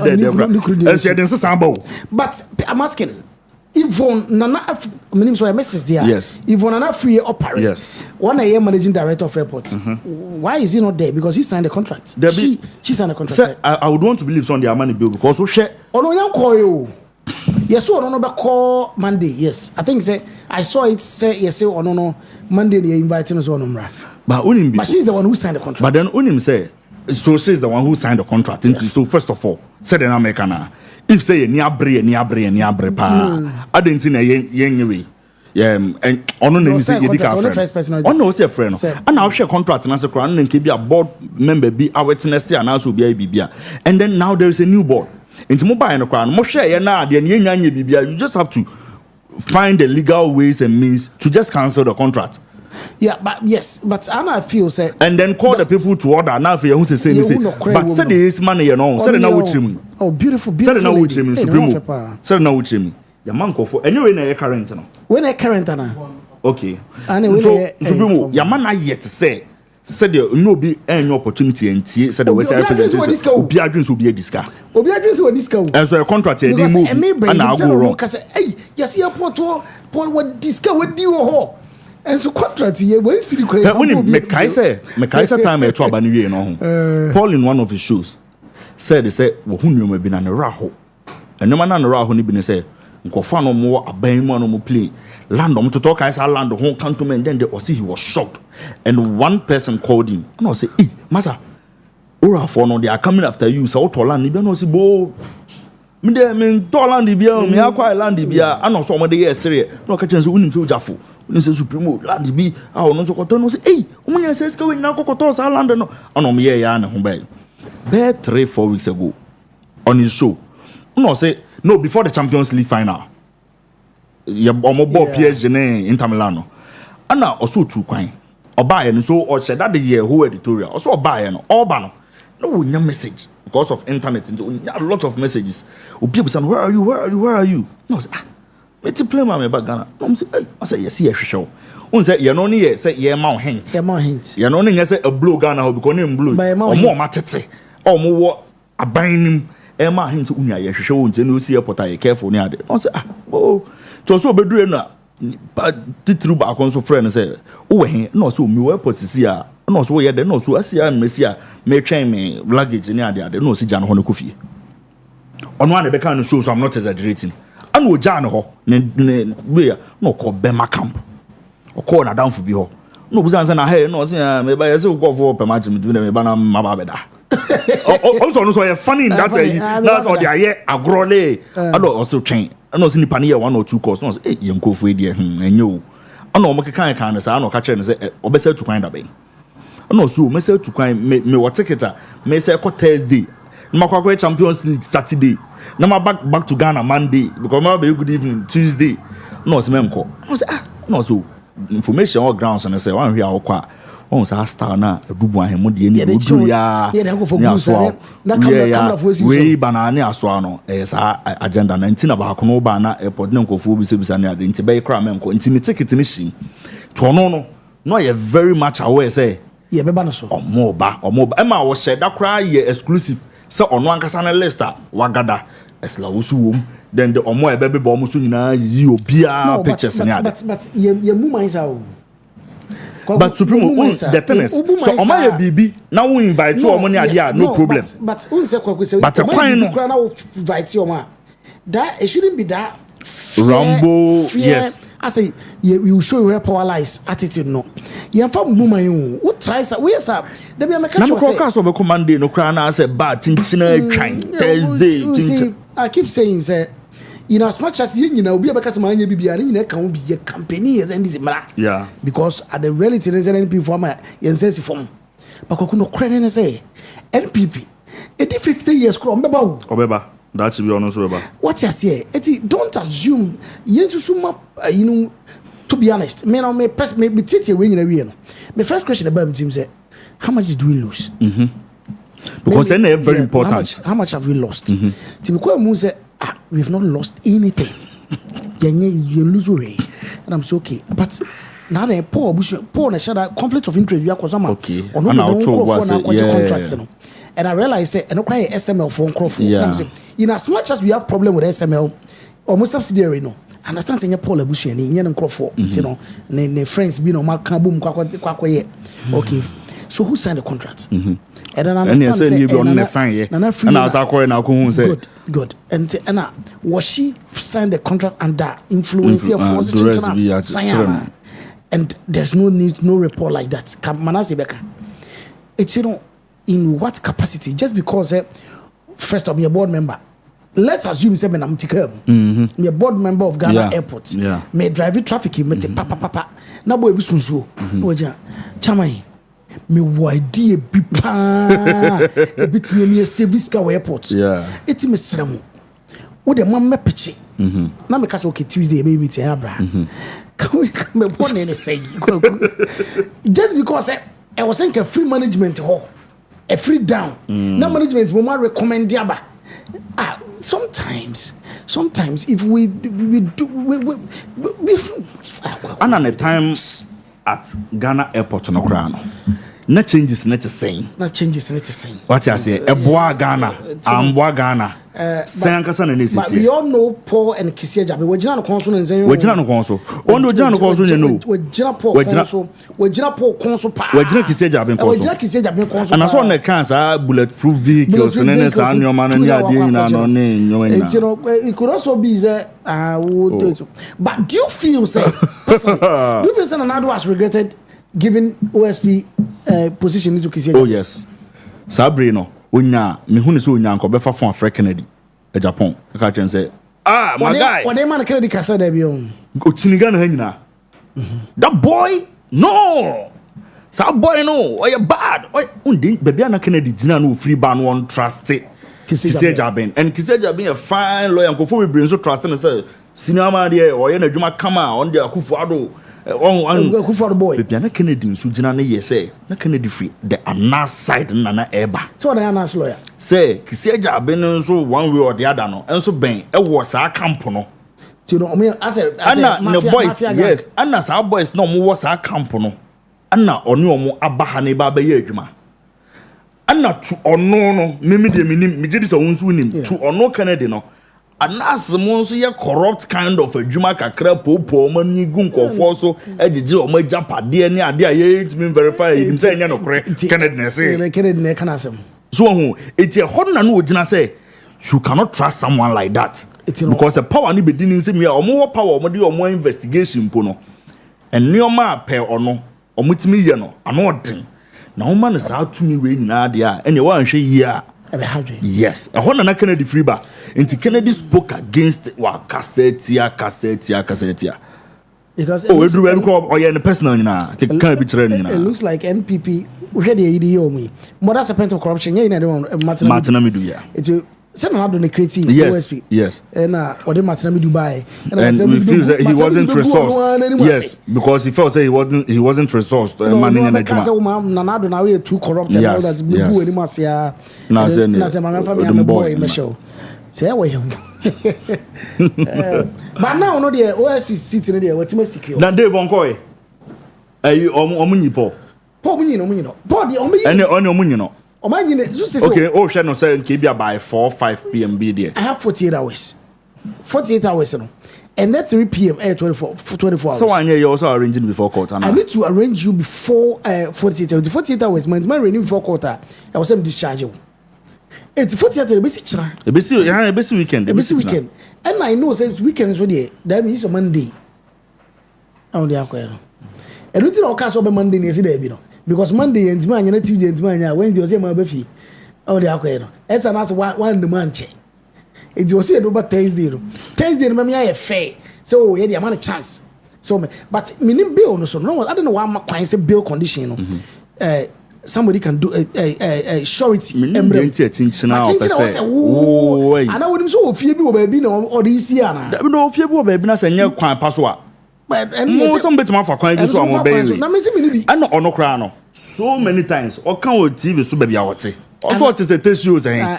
Dey bia o kan. Omo go try video kra man ka say na me ma ye adwuma over 30 years. Dey la be si fie. Yes. Yeah.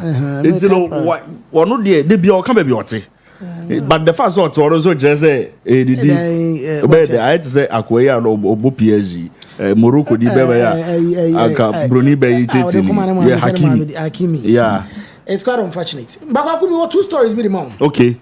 And Okyere omakwako Okyere omakuwo is it agogo anakona wo dwaso kumase kono dwaso ye be same and kranchoko ye same honum na wi na yedin ko kakrafa dadi hu. Oh, okay. Na yedi akogu na before that no mama nche di patre bi mra na ya ba de aka na yesa de awoto na yakwe. Abuja best deal door to door shipping. Best deal say men can show say so episode name free UK edeba Ghana, UK to Ghana, and one best deal door to door shipping. Abuja best deal door to door shipping. So per say ya ye to niam no na package ne parcel edeba and one best deal door to door shipping. And yen say so now per say wa wonim say wa ye oniema wie but wo hia obi obefa niema no e dey free UK dia ba na eno so wa free eno se befa e dia ba there e be show say ba be dure catch us we be do next week e be ba next week e catch us say oh parking ni wo ma hu se hu party say na wa catch us say ayina obi bi da bi ye trusted ye adwuma ye check ye free best deal door to door shipping be ma with the best deal you can always trust. Free 0774353487 and 077463007086 and I say Ghana number 0241961165. Not the best deal in income. Lazy tomato mix say me mon kai say ope tomato mix papa e de ye waduane na mu aye de weekend di no fie didi wo ye aduane na e ye lazy tomato mix bura shop bi ana kwaje wo de na opedudu atu a na wa fret number is 0501683344 and 0501550998. Abuja the same way na lazy shito say men can show say ope shito the authentic Ghanaian shito no eno bi na abedwa so sesi a ye de kan no ye de kan e mabom na bibia aye kama ye free ye lazy shito mo trust ye dada ye see ye soma aye bi pen enye enzu nyame ye ai abuja akodwa ba yesu bia ka se be lazy shito umana omoko SS ba uzi SS for na ko tobi mo ubana wo university ni tobi ma no ukunu ekọ adwuma one man rice bi no now this lazy shito kakra to nchen na bibia akoyere ma no mo ama no ne so mo pebi mo pese to Ghana mo to lazy shito wo pedodo to afra 0501633344 na koje wo de na bibia enye kama abusia Aslam Fashion School say men can show say wo pese usua de pam anything related to ade pam say ye suits, a wedding gowns, a batik tie and dye, a bead making, anything decoration, a dear for fashion hubiano, and one Aslam Fashion School. Bra, Nabisha. Your number is 050-959-8140 and 053-002-1686. Kwakudan me asem ka sisi ansa dia to so. Na me Aslam no kwaku. Supreme dan me send you. Supreme mai still. Supreme mai. Ye nyina Aslam he ya na me nka so ntra sa no to by mai. Ma me nka on record. Ma me no hia me no say kwaku age. Ana on fa mai. Madam Linda Supreme de ho no say. Me paba. Aha mi tie. My rounds na me coffee na traffic war so full line interchange as your partner me yes so my men for alignment na me wo mu wo kwada so estate timi yi keva me fa asle nanim ho na okay na mti so bi te kwaku na ma me ni pie asle na opie nti ohun me ohun me kwaku jina na me pake ya no le woman bi ana eba fato so afọ ne woman no epie ye no afedo ohun me o si kwaku Rashad we supremo way mami your friend Emilia UK. Oh, my Emilia. UK. Na ono nso ye into fashion or pimpama de nkofo ya. No se ohwe ye pa filie bruta. Na de bia ka Arsenal no. Na so oba Ghana na mo si forma first place anu kunu fa nko ya Arsenal. It was see forma no mo de ne ba Arsenal. Ana coincidental mutual. Na ko bi say obugina me no say ye twa picture na me fa me Supremo. Say wate won ka so oba asan dia na waba na waba no obedi some few weeks na opeso de 1 week e polish no Ghana style 1 week pe enti madam Linda nya time man 1 week ono apam kofo no ma wo UK Tottenham also Tottenham also say polishing bi 1 week gidi no sa de ko no okwa na afi wasa momo so oba Ghana na oba nso ko Arsenal ene se me hu na Supremo ene yesia sa ai coincidentally me do na no so froka ana ye mo akwaba Arsenal so de wakodi Arsenal sam no de opeso hu be wo so hu bia be hu yes de wo so hu bia be hu de bia me ka che ye nua no mo abuchi kwakuwe enye me last time me ka se cho Sanujuma so wo Sanujuma e comedy kom yes kwaku bi ne wo daw dabi kwaku de bia wo de fa ne se wo ni ska a wo kwakwaje shop fa we yi ku gina kwa yeah de bi obi atade atete yeah de bi obi po bia mana abai na atade mo yeah true kwaku Sanujuma yeah na Arsenal ni se biye wo so wiya be kire branding se branding yeah o wiya nya ne keke o be kire leadership Obecho say we leader and crab this is how you manage them. See now also for responsibility way. Oh yeah. No was such your customer service. Yes. Because ni pass unim kasa. Problem. Also who say be seen fa daily. Obi respond ba ho na be adwuma na wo tete na bi. We wie no kra no. No wa che kwa fa so akoton ade. Na we anjiro say bi. Wo abuchi. Unua bema, unua ba. Bi pese de ba ma no ne. E ma na be boa wo o pese wa di ntukwa e bia so ma no ba buchi no ko school e bia wo nurse o pese o ma buchi no be nurse e bia there is entirely different thing o ba be mesrew mani class no ko sua e fashion enka mani ko sua de pam enka na ye ka che mi no mo buchi no ye be lumba ye Ghana ntade me so me pam na ha me pam na aslen ho fa na ba nse mo be ye mo de wo ho ne ade mo de mo fashion na obedwidwiu sese no ho atade yentade no ko beka so de ko ware she pepe I'm 050959 9814140 Mrs. Subio 0509598140 and I say 0530021686 Aslen Fashion School o kuma say Methodist Retreat Center o kwada so Madam Emilia so obetra abesra ansa no my me ye chia bebre ye mo akwa baba Ghana pa so ye be hwe wanim okay nyame ka ho pa kwaku Supremo entwaso krabe na what is dwaso nsem asi dwaso David your video be an report be beti ye me reho yo ye see nkra no a youth youth kwaku no mo call youth camp na omo ba no ka o mutim no on se tractor o se tipa track o se den what free eba eno si debi me mfa nkuhia no okopake se ne be ya obetwa mu so na watima duwana de aba be wo ma to be omo wo no obe goma ka ni mu no enkura 16 die 15 and 16 die to ana kwaku ye ikosie nkura na arehose die wanyini wo mu na 25 year on a driver na menim se driver no o survive ye dia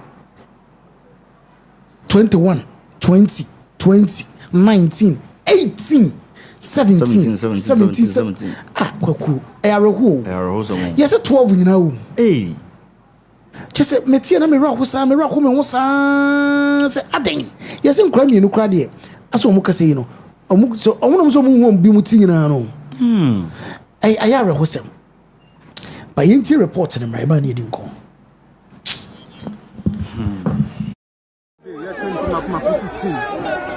Adom Asu-B at the same day. I know them.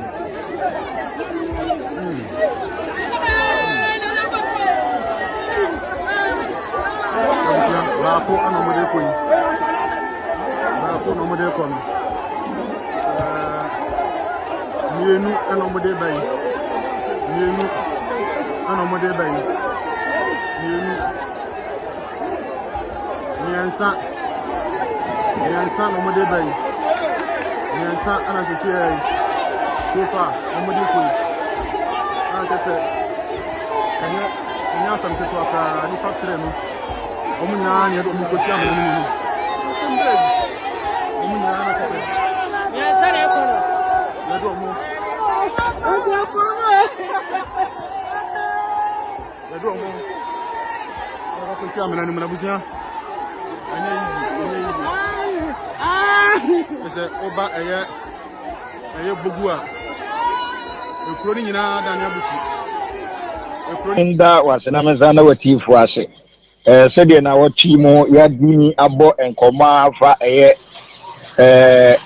ɔhaw ne amane a ato ɛyɛ abusua ani nkuro mmienu wɔ asante akyɛm mempasua so ne ɛyɛ obogu ɛdeɛ no ɛho hyehyɛe na mene wodi nkɔmmɔ kaa sɛ ɛnɛ abusua no kɔ nhyia mu no sɛ ɛyɛ asafo gyidifoɔ ɔmo wɔ ne hyehyɛeɛ na sɛ ɔmo hwɛ sɛ deɛ ɛyɛ nneɛma yɛ no a wɔntumi ntwentwɛn so na wɔkɔ ɔmo asɛ da sɛ ɛnɛ da yi no abusua no ɛbɛ kɔ sie ɛyɛ wɔ n'adehyeɛ no emu mabunu na afei nso emu mpɛ ɔmo mu apagya kakra na nnɛ no pie ɛyɛ obogu kuro no mu a adane abutu ali awerɛhoɔ yawdie na wɔhwɛ sɛ mekura menhu bi da yɛtumi abɔ amana tentententen yɛde obiara amu adaka atumi ayɛ dɛn asisi hɔ ɛyɛ nkakra ne sa hɔ no a na yɛ awerɛhoɔ nko a wobusa me a adehyeɛ no bi ansa na wobɛka adehyeɛ no asɛm no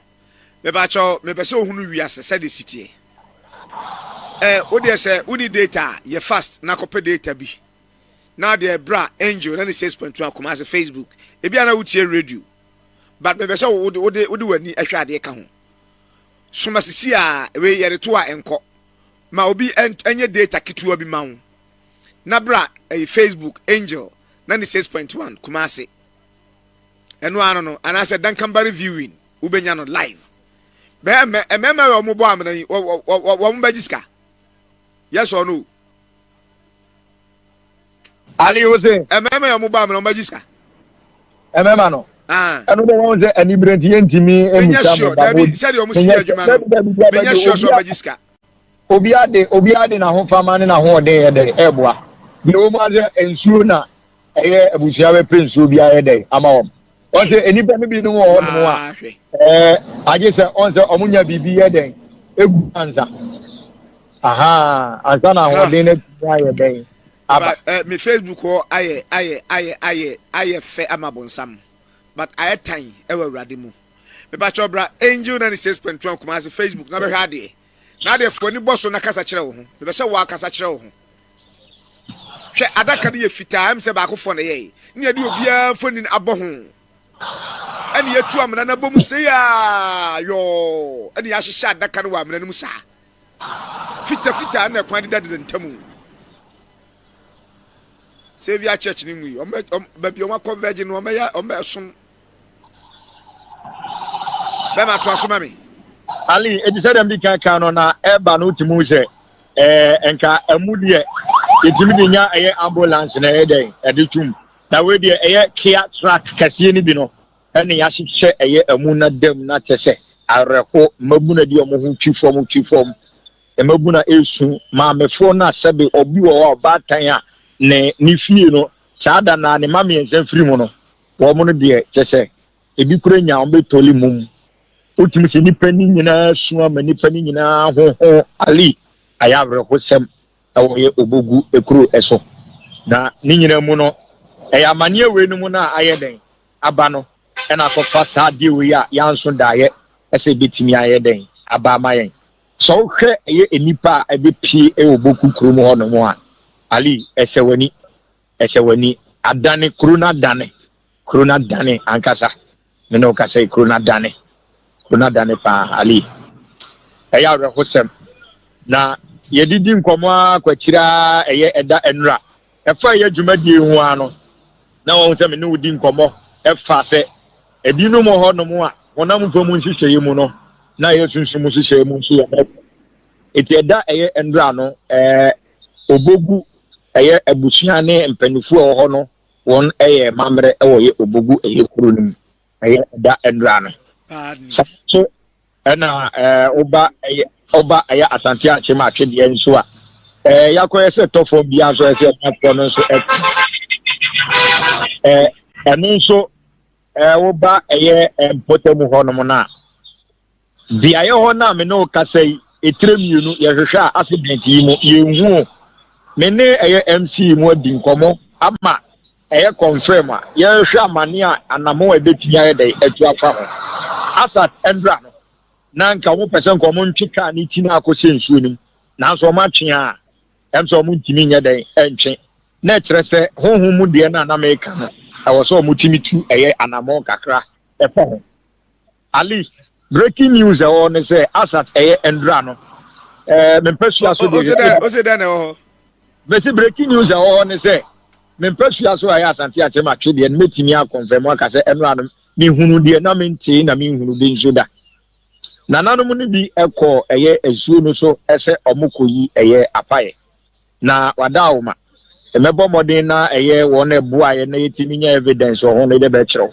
wo mo ekọ ya yinim se ya yimusuo ye hu ade ebetwa mu komfo na ono na okom ensuo kome no enso ababonten ese sa apaye na proni panifuo no ekọ ye ese won kwa akoye no ali komfo ne se ensuo no anje saa apaye na wo mu ye no anku aha na de na ehun ni se empanifo na ko so mu koyi apaye no komfo na confirm se ono na kom nsuo no so obekọ nsuo no so amuna ali mu de mutimi di amamre ni amane akiri kwan komfo na ba counter se ensuo bia won konfo anye nsuo bia de ina wasuma bi won ma nhede ni konfo but obi won ma won konfo ankasa eti won konfo ho de a onsan ni chiame ho enkona na ho ene clear eno ni asem no tie no asem eti mi se won de wahemfo na fa konfo na chi koyi apaye no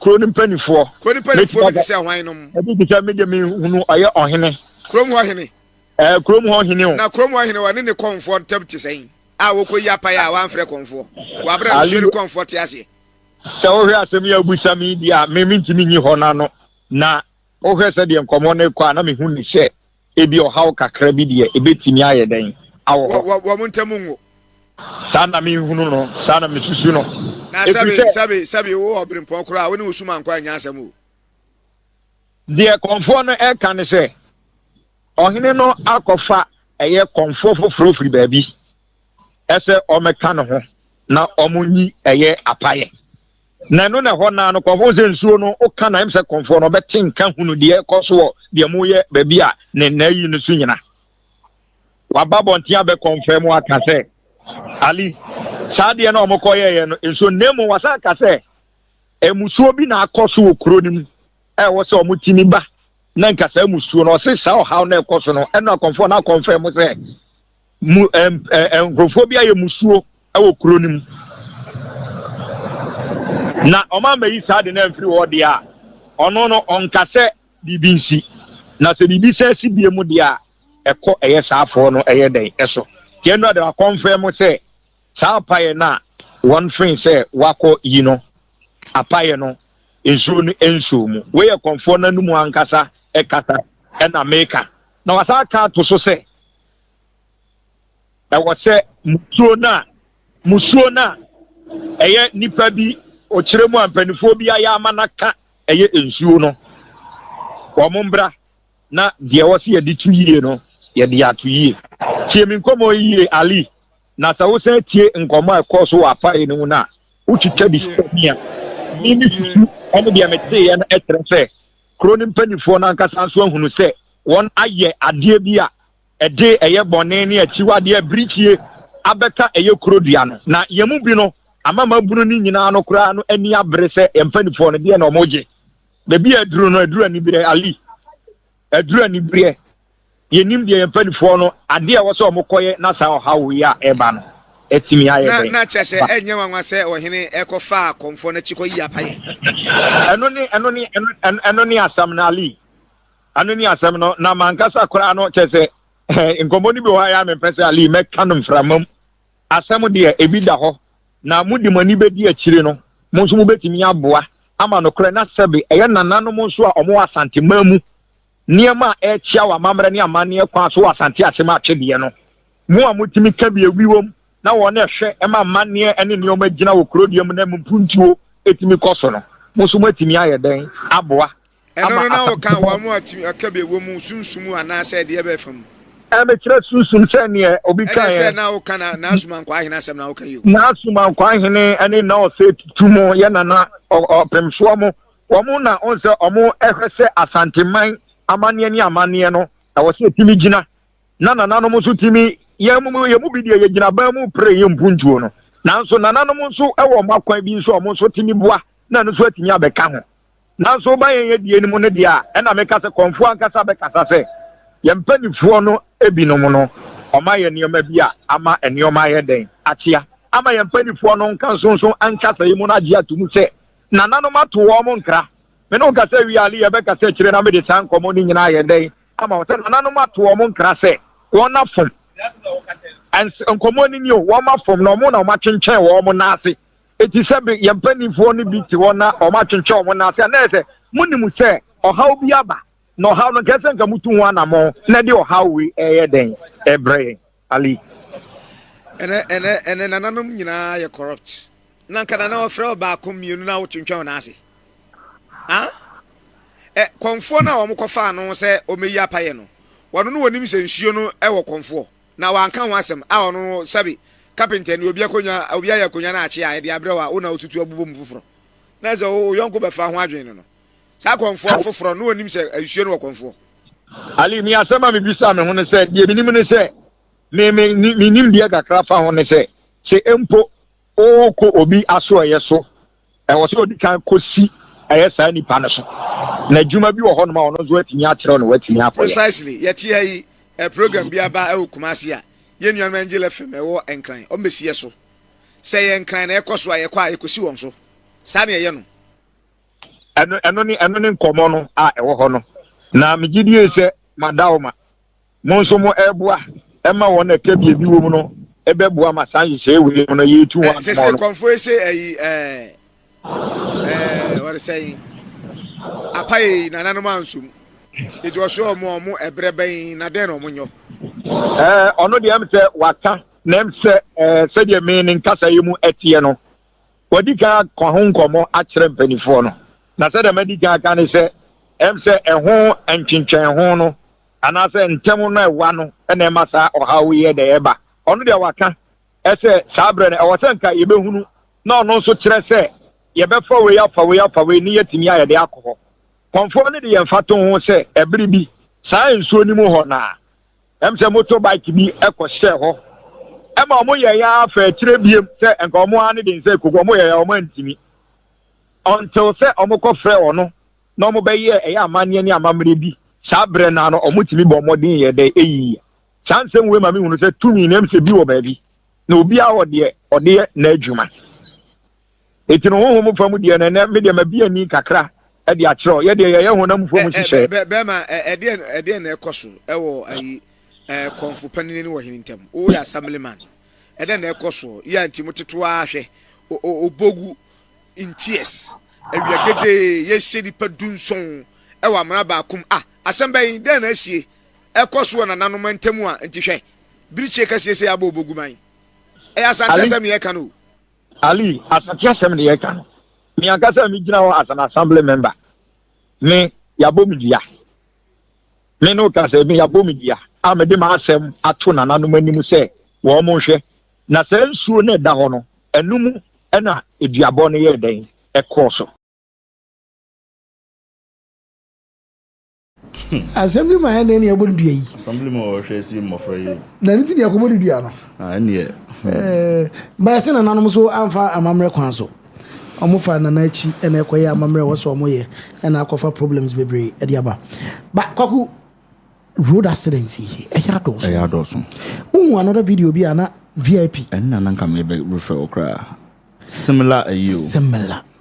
And a bit more case or VIP no say no see a bit more say or try to save it again in tinas or yeah. I know the saving. It be most say there be no pursue you found like no, but I feel said the way you know.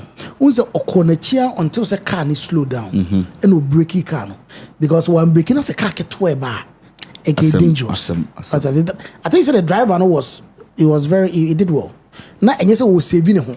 What was Oshana Konechia said go to parking chain. Now say Supreme we been so say a bad decision because insurance on cover. Saka omutia VIP no.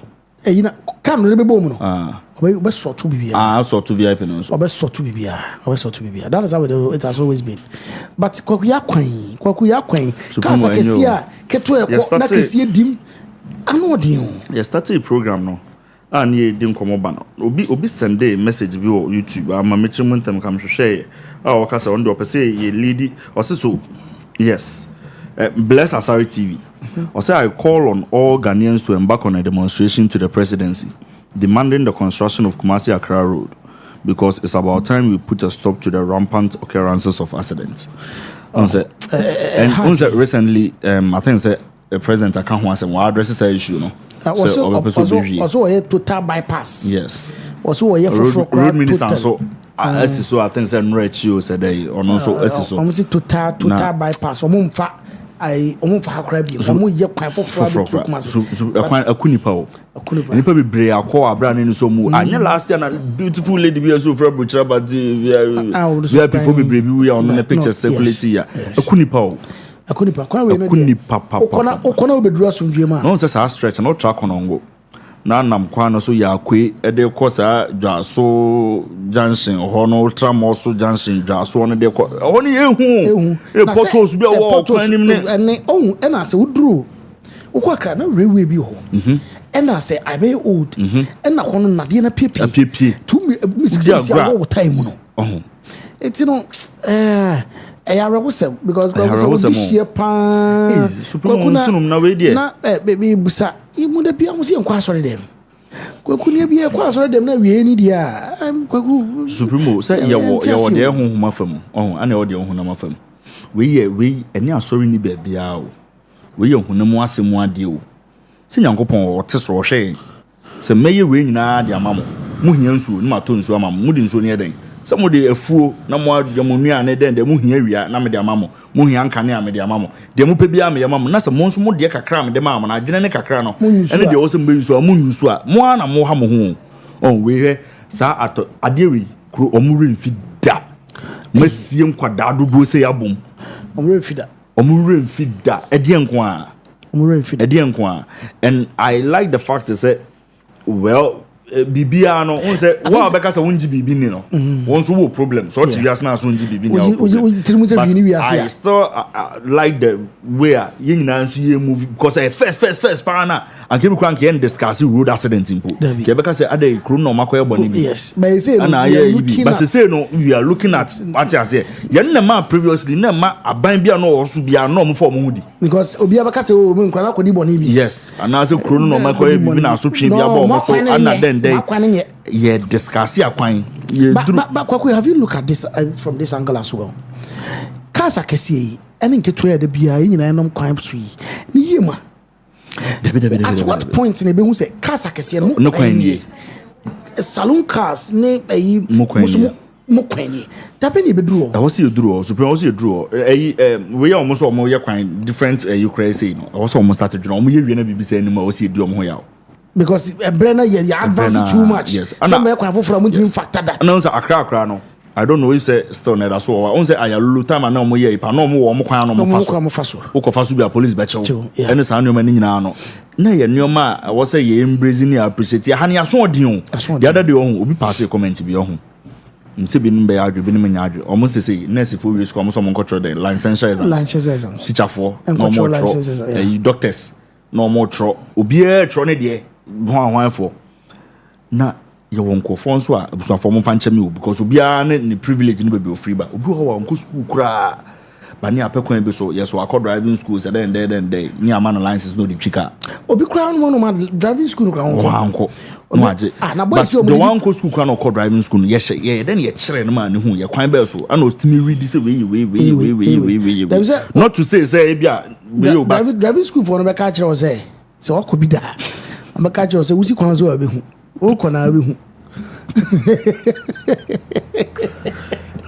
I'm a cat so much of book you are catches a quite la o sell your bass wa bu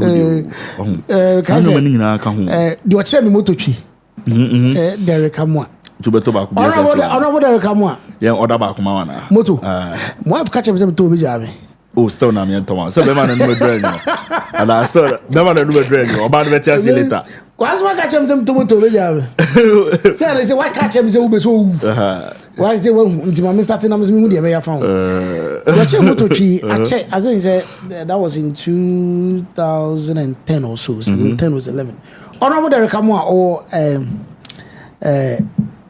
abroko so mo kra fra say agogo okay on a che motor tree na motor tree say ni ezu yan ni e ko ba bi na ona na motor no okay ye ko ana me matna to ti e ko first one buy and ye ko second one no see massage na wo ndwi na mtu ni twio no so obetu matwi baje ti aso a wo ko no obetu akọ koko na betu akọ kebo koko na betu akọ eno no mahutwi and just like that and to cry am for anko park so mo moto onse ko ba bia kwa ye business se se no na eni yesi mi twi na mo nko ko na betu akọ no te frem sa na adom ko na betu akọ koko sana trotofo no mate no musia katwi bebre na ti aso na be ko hwe debre bi hwe chi ti aso be ko yeah mi cinema be twika pa o so no kon fa so hu ka atwi no di mate no o so no o tina ka nim kejetia no eye ma ka ni 2 years yes o na no agigi ska ten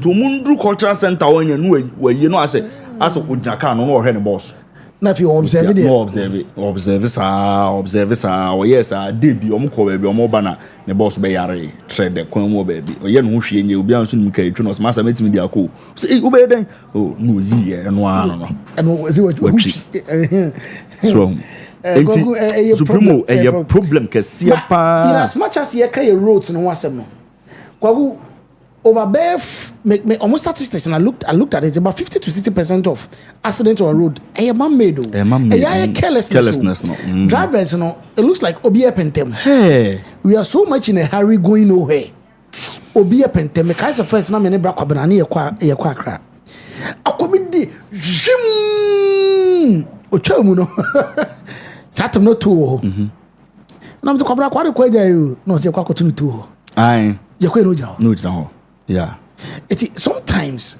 no bebia omoko yes ene kwa kunipa ni tuka no onu se ne break nya yeah oh we dey say ya me koba ya na mabesa oh we dey ma me komra na mesa no ota ya sa wi oh mami awe pa Friday me wo mu ndi ana most of the time we know onim yeah ena ohun se keba oh we dey meet me sa no tim so calculation ya kwa ye nyansenim so I can't trailer sekese na catch you say who you overtaker from my left side on side bono yeah no my way no yeah no my red yeah I'm telling you say who for the right na the visibility ko autotro opentem hanachio no atiesi ha mda no mpentemo oh you see it's some of them kwaku yem fanyansan to ka mda no mpentemo oh ni pentem sa oh yeah yanso aka just na wo kweden omo ga bi njoroda oh bebre oh akobi twesi menam abos na den odo some de mo tom wo kwan am ti mi kwa adwuma so wo adwuma kwaku ye man made no problems in the door so ya na ya police for no so no nyamian no kreni they should what me shaka because the kai what trabery car we pant and nam paso it me trabery a road worthy pan nam kwaso pa car we for trabery police for oh yes shamo a doctor for wom a lawyer for wom akwara bebre say president kura wom doctor for wom lawyers wom teachers wom ye benya nurse ni wom akuba hwe oba pa me 17 years pa na kwase bia beku ni say pa de ya o eya ba mon ka fra busuani nyina so bi we de Momo yako. Kwa damu aba me aba bedi Lumba ho komo na ma check kwesi AI say men kan check tie for ne adofo ahwefo say say o ma ya ma AI aba artificial intelligence aba magana aba obia de AI no cry any day artificial intelligence AI assistant us with everything we are doing. Say your research, say your design, any creative thing be a bia no and one AI and artificial intelligence. It's so many things that boy we are saying. But Ghana version the friend kwesi AI.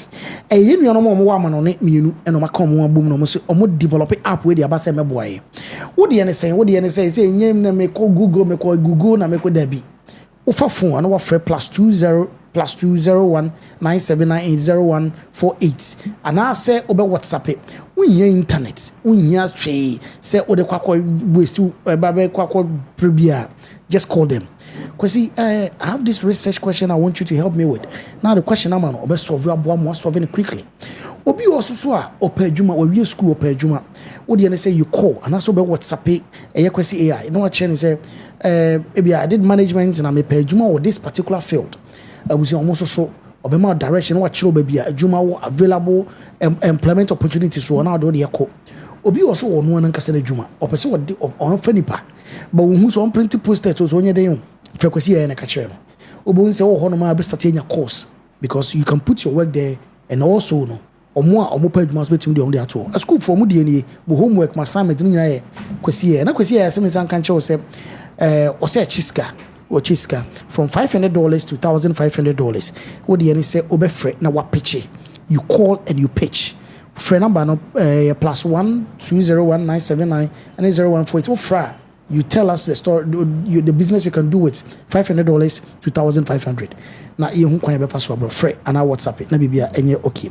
3P gala shall say me can just say omojojo a blood pressure no cause sugar level no stroke sem na how wo dwum so atim say wo bre and wo dwum so tentem dodo immune system na ayemre utim say wo confichira wo bre asthma wo tisa so mo edudodo wo tisa wo na tititi wo de 3P gala mecha abusia ubura heba shop abi ho every heba shop we gonna be abi ho opedudu to on offer 0248 928824 and 0201 000021 na wo so akwaje odi saa so na koda media from semen kan chose movies ne de still a go bebre ya santo ma be sene ko say paradise wo ho jako movies le win movies Vivian Jill Miami Nuaba Emilia Brobe Achebruwa Akrobeto obia movie school koda media films wo YouTube okwa na okwa enjoy movies ni because kai say obe subscribe na ososo wetin enjoy authentic Ghanaian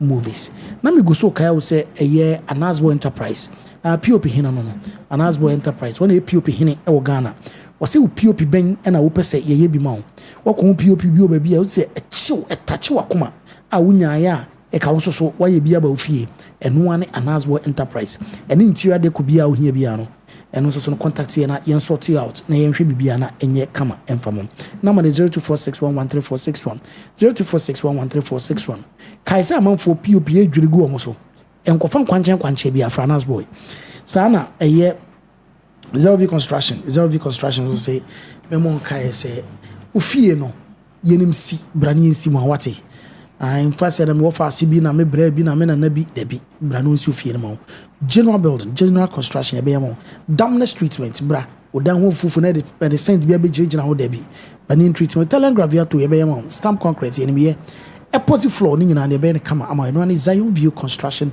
and Services. Your number is 0543123829 and 0249711659. Friend Anini Uncle. Oh, Supremo. Enra GhPage.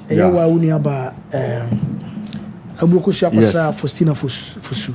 Yeah. Ma oni no ko bon komo kakra. Ma banyanti yesa akusia se mu nyina ba bedru. Oh. David in picture beto so as time go mu nyina ba bedru. Se die nipa trupia na trupi fio. Oh. Say celebrities upon celebrities obi e ko esa kufuado ko so papa ko. Akudana ko.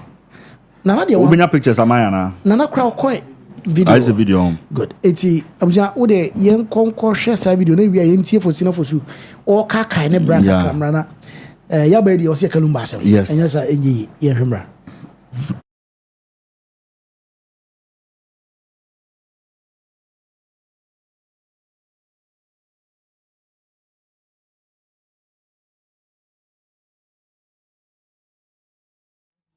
But how did Daddy Lumba?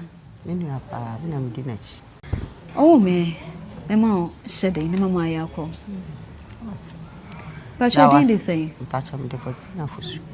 We fear this, so the Akosia for you. Akosia for you. For you. But how did Daddy Lumba? Many are I'm dinner. Oh, I said Daddy Lumba, a penny, a child. And what do you do, Bonyo? But I'm doing born, you many young babies, so I'm over for you, book feed. What near Pussa for you? I'm over repping Akosia, no one bread. I look forward in me, man. If I see not pursuing any Akosia friend for now. Tina medical Brofudin and a matter if you should. And you mean at the end of the day? You mean in idea, I am a day of mushroom Jesus. Mushroom Jesus. Mushroom Jesus. Mushroom Jesus. Mushroom Jesus. Mushroom Jesus. Mushroom Jesus. Because if you are say we need your mare, we need BBI. Then you mean that I am there, mushroom Jesus. And son, if you swab, I am fortunate. Yeah, but I see a man that competition. Even when I'm fortunate. Every day, yeah, but I see a man that competition. Even when I'm fortunate. Every day, because you baby as in ye, I have found it.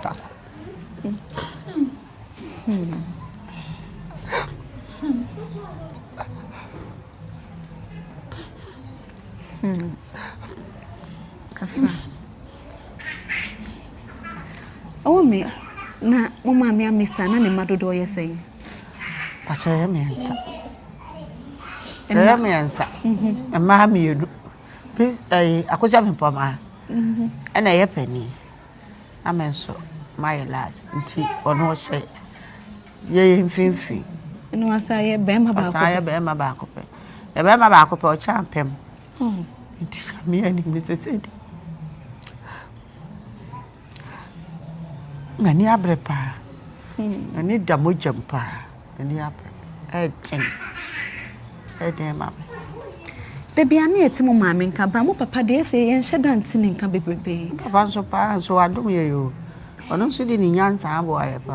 Papa, no education officer, a watching room.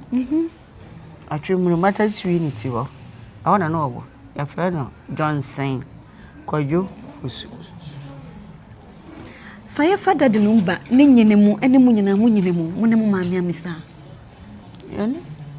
Dear, you know, I said, I come up, because, or no, or you'll be a nurse, we yes, some, or back can't some of the Bufu or Bessere, or can't dear when you bet Janqua, and call, we course who was swimming Methodist. Because son of my papa Methodist unit for a to course who was swimming, Miss Ricorno, K.O. Methodist. Aha, called the K.O. maternity. You know, or no call you jabbing. Eh, or the cast at a do jam fee. And no call you in the war. Jabbing. Scanning school. No, or follow a copy and say we will a gempa. We will gempa. We will and of course. We are masters a in why to us. Well, no crowd, meaning if we cry, why you cry, meaning by the news to be or gempa. A brother was starting young too. That was starting young to the mamma cry, because that's in Wabridge, Germany. And I was starting to all or catch said, now young Tono, I said, not your commenter is actually. I will baby, I'm mamma, Chadian. Until not Tembiano, not your backwatch or backwatch center. You will be a maneba. The Bisu Mania, Ada, dear Menema. It's what I young Tono is a dear Miss Mediterranean to the starting here. Oh, in Colabrimuna. To say matters if I have for dear woman Pong Quanta. Let's say, you know, master and uncle select one man, I for the uncle so. By the time I ever consider or didn't who see na time omo be manyom no so na obeba no chese sika de matesi for fa ne kwanta matesi de wo se meboa no o meka me enti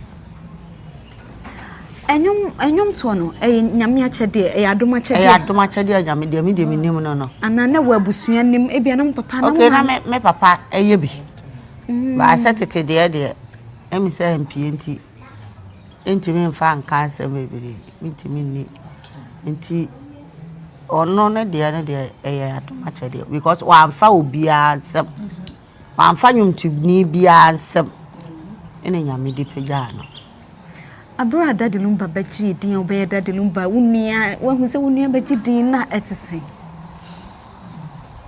na ya kama na onim me maame na owo ye no no on said that empene ho asem bebere nti na ya ni gisam me de na me no kwa na wa akra nti no so koje awo do ye de o me ka ne ho na me maame wu ye na me ba kumase ya nti na afi no na chese e wo sa me behwe efi ana chese ma ba still na chese ni dini de e wo ho so me bom pa yen so a me kai na wo empire boom te se pa de me ka say de me ka say owu ye ana nya me frɛ ni sama dada na me boa yi bia e asampa sam kase pa na ato me because me na ewu me papa ewu me maami ewu ono ani me bibia amani edana so eda se kamete ne yale yempa ka besusu am ma antehwe kopem se lawyer ne frɛ me se me confirm me yemfamra out oh want to say unia be ma yare antehwe interpret lawyer ni ne frɛ wo se confirm no na uje ne say mani so ya mi yellow ni hu bi kura da yellow ba akopɛ de nchiranka nyame se man twa ahwe mani ni ye mi nyinam ba akopɛ nchiranka nyame se man twa ahwe fo Daddy Lumba de wada na de be kai no BBM because ana medical case oye me maame oye me papa oye me wofa oye me nana oye me everything nti me kai no wo BBM nim de kwa akra nyina me su ni abre kansem bebere ntimi watimi akopiem e wa akra ma kwa akra me beduru ha nani enu achi anadwo ambebo abusia pani amane nti abra kwa akra na akwoju fu se no kre na den sister ami anim kasa nya den mame ana meboa na den kra ho na den obi ohun mi bi ahun se na den pa na wo se asante amamre no wo se o de bebo efiefo nso mo hu se sei na esi me kura me ko nyane mnim se bi a me ndu ho ne nyankopon aye nsekere ne bi kura ka wo nyane no amame na den pa amame na den ko hu ya ne de na den kasa madapa be pam sabri ya na beboa timina e dara be ma sheme masore ko so ma me wu ya mnim se ono no wa nan ampa so wa ma hu eka ma hu ohia ma hu ahokere echese nyame animre oho mame na owu ye no amanfo se enye first time Daddy Lumba ne owu abo impuni impuda yesi ewo de em se attempt na ubektimi akai bi tama me kai ye ne yale da hu no ye o yare ye no emu no ba emu ni nyina no na adofo edo no na mesumitu anamawo akomi yankopon tumi ni nyina nyame ne kase timitu aramo ko nyame ho nyame nsu tie mi sufre sofo akwasi a owo buo krom di nyame da na sepa oboa me wo kwan bebere so kacha mzo wabriki wuro ampa ma antifi biem asofo bebere so boa me sofo bebere boa me asata me ko asode bi wo mampon international power omo so boa me pa wo pa ibom na solema na chese bebere kasa mbubodi a ade besa sofo bi so wo Seko City ono so boa me pa say nipa bebre obi obeti bia ambo ame wo mpa ibo Oyare da ho che enne ya na previous one no previous one no de o che so wa said anche bia se bibia de nyame nsa wo mu nyame je wontem sani mitina ena emebe beto bonte se onya accident serious one no sache ena na kofa na chi problem na ba no accident na kofa na chi problem no obesira ye no onya na wo baby ujina akra kwa mo rains ne so ona mo de nam ramunam ejejina ona ho no onya no ti oba ye so no sata wo ye yon o ya brand enti no obeka ye no kwa ye kwa na amfa anya asem ti wo nyine no it's affected no wona chi a e ma ye koye e chi problem wa fa anya ahotoda me yesi ni pebu a na wo nwuye se sa bre pa se dadi lumba ne honhom nam ha se ye de ba sempa na be ka kire no e ma ka ta na ansa nyame nshira no e ma me na o ma ne ba bi pantina e wo mwa a wode abeboa me ne abusua ni nyina mi nshira no pa ma ne ba bi yie pantina na edin ba enye din na nyame se wo mo se okwa koshia ne maami amisa amumi enu shia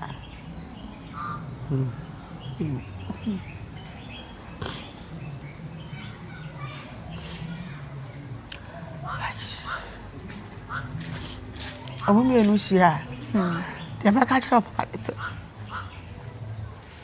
o ma bo achiri ba o ba shayede Baba ya hode. Wode nkwa wo mu. Omo fama ye.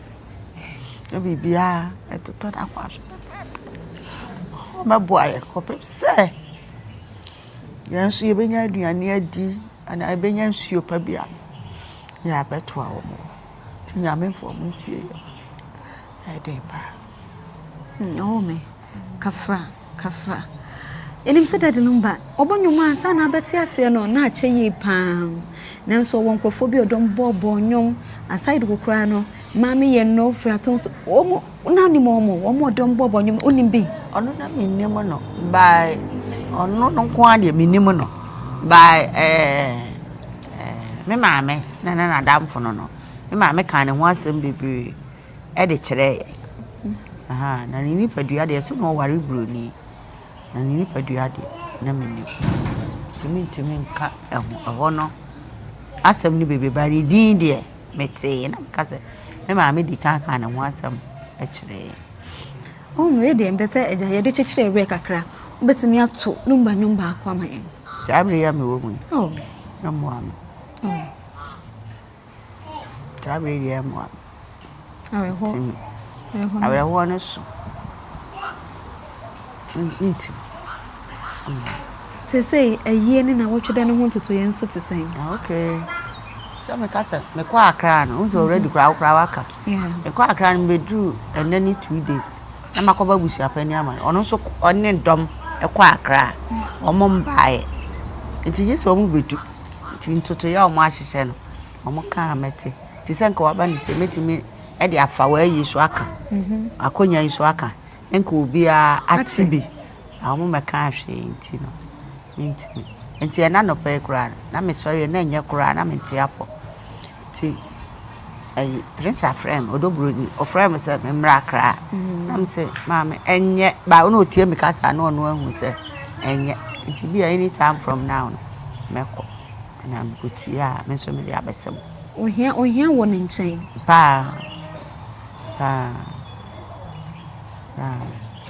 dadi lumba kasa ne menyi na yesen ano na da no enje for interview me na me yese omo me enfa ntonchen bere semu no inyira bedad o se di abana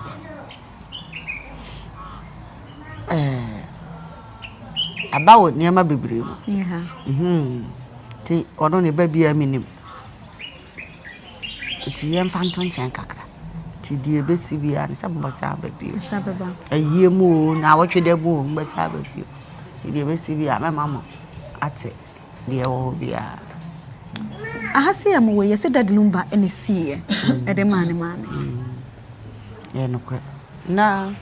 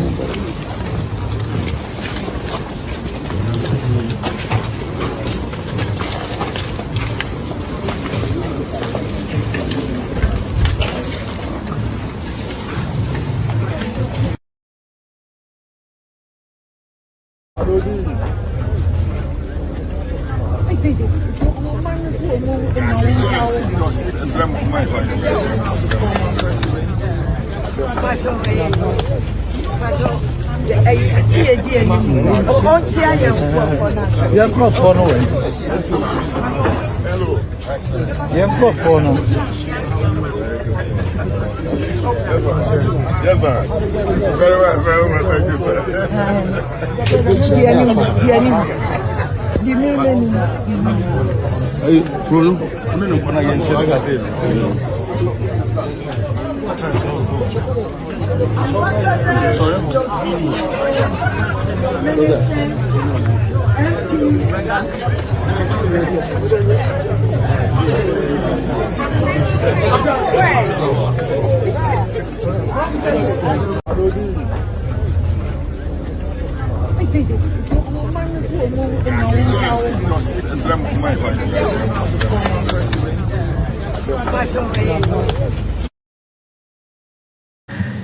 It's Yabusia and Lumba update. Yade Bremo and no Adu show boy. Obianimi said personally, Nanado has a very personal relationship with Lumba. Kono Kofu kasem bi o TV.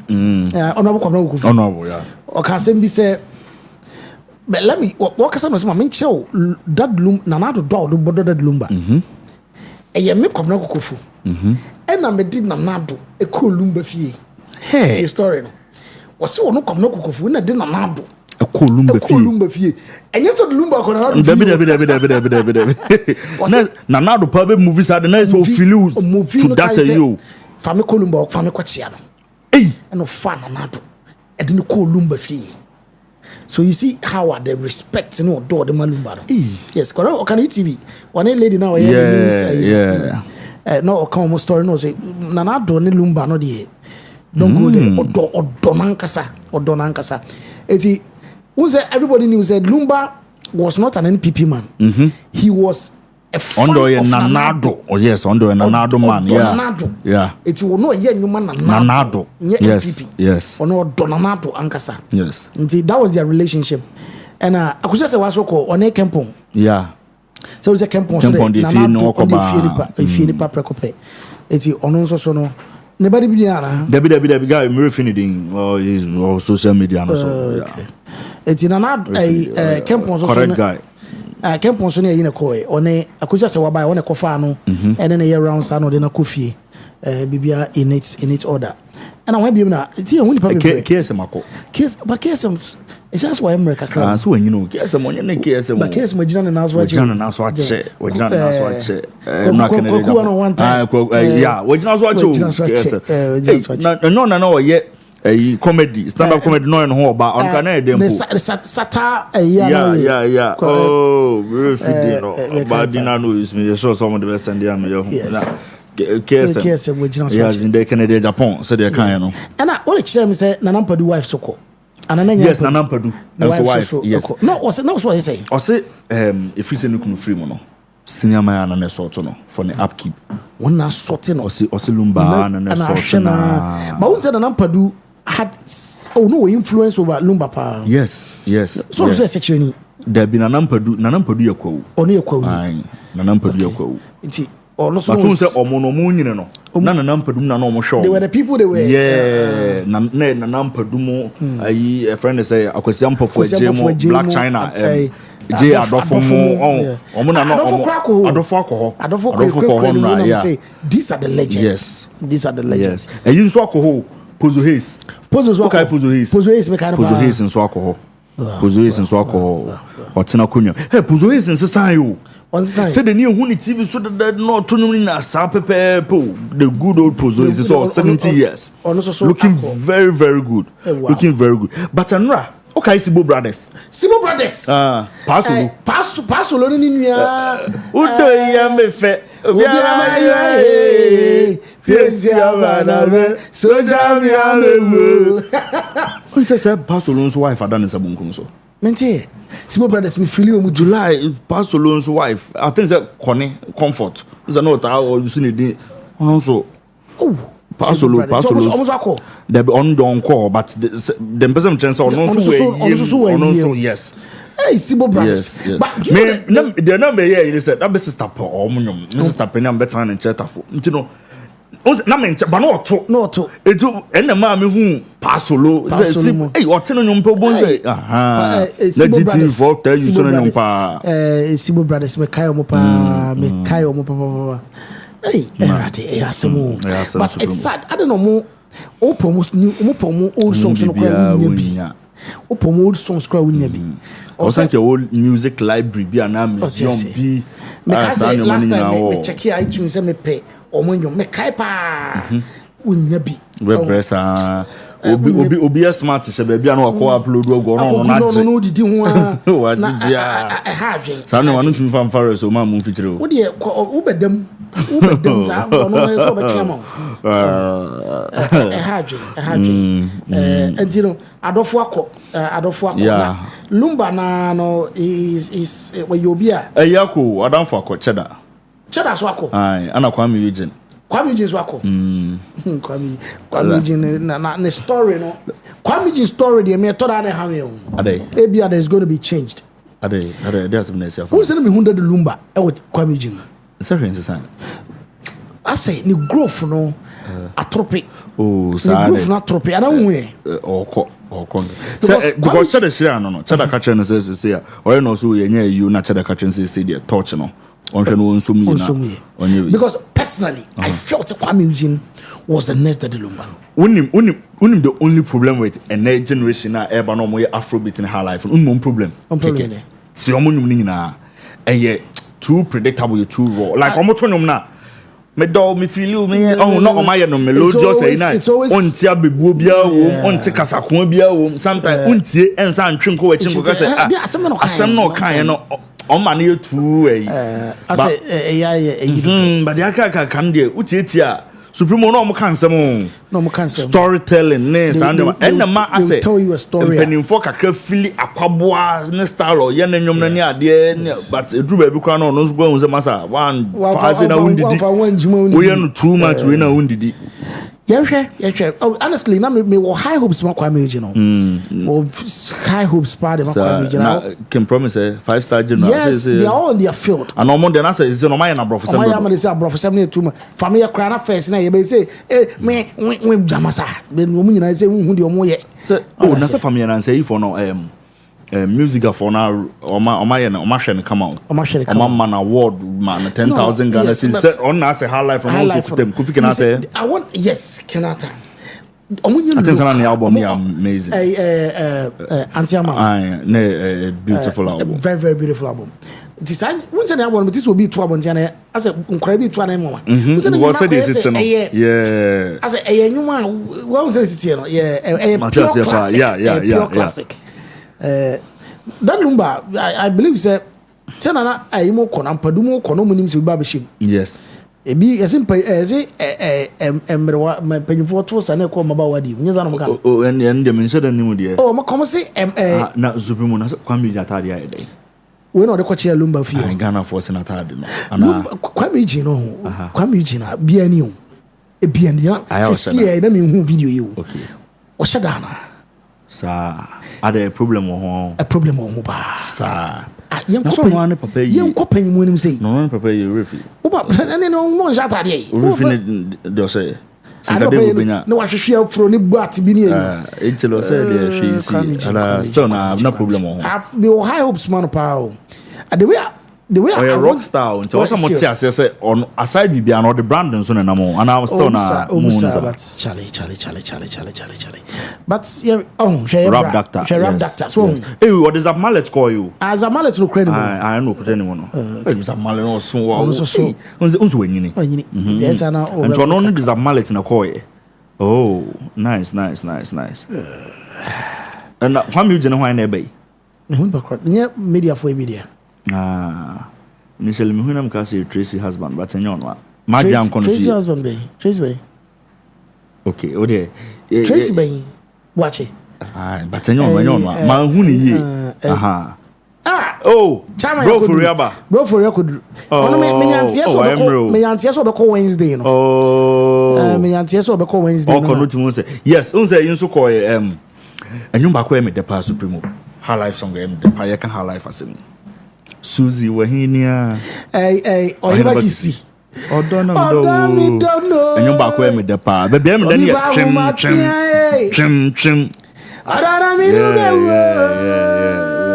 unzo hin ba kisi so akọ mi didi enye trim hon na em de no trim Suzy seme ware na mo ko boss anyum na on hwe escape shema ka na me ye to go ba no so mi bro ni Suzy wara na o trim Ile bakisi bon so so nse Debe ono so do tia no tie wale bakisi do tia no tie ono say ina na produce no makokreko ondo oni makokreko ananti acha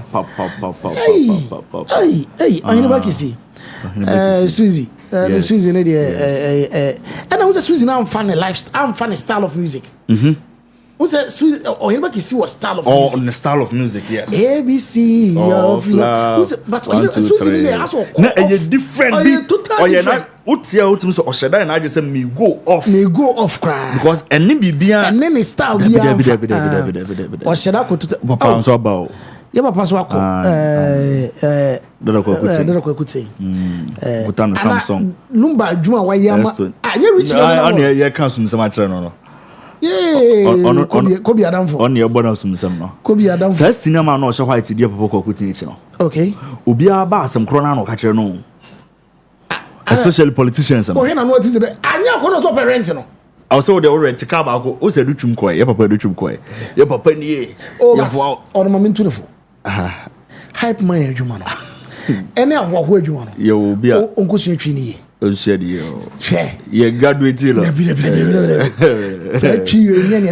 fans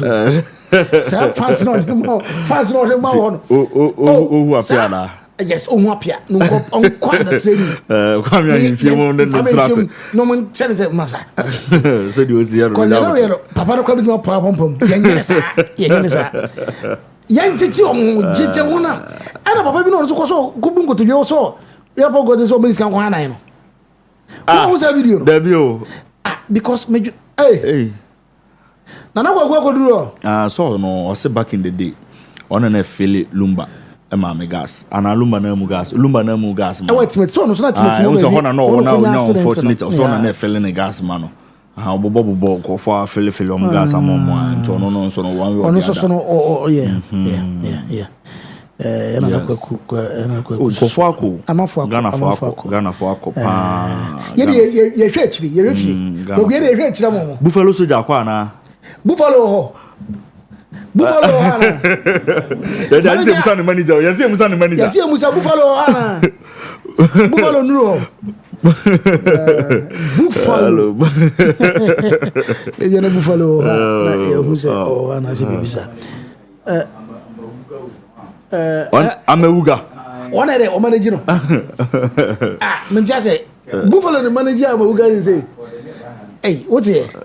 Manager Echo. Now, manager. Okay, the team now.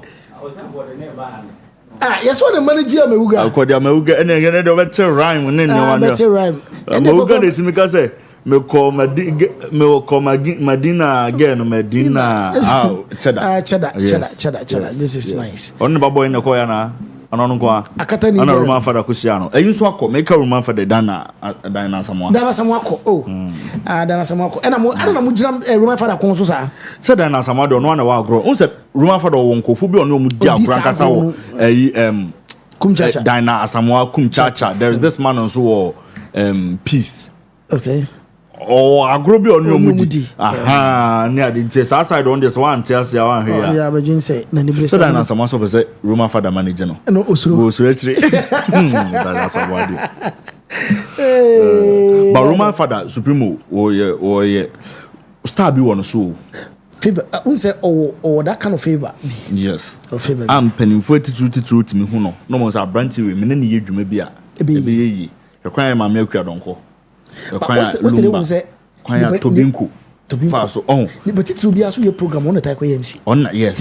Yes. Into was some special favor be. Yeah, favor be. One for that. Yes, no. You tap a blessing. Yes. Yes. It's one for so who is Yeah. And so only woman for the Casao. Men send me the Casada. Obuadio. Oh. Me so what say no matter who you are, akra panyin. Me wo say bo fuda wo. Obeba form. Kwajo unim.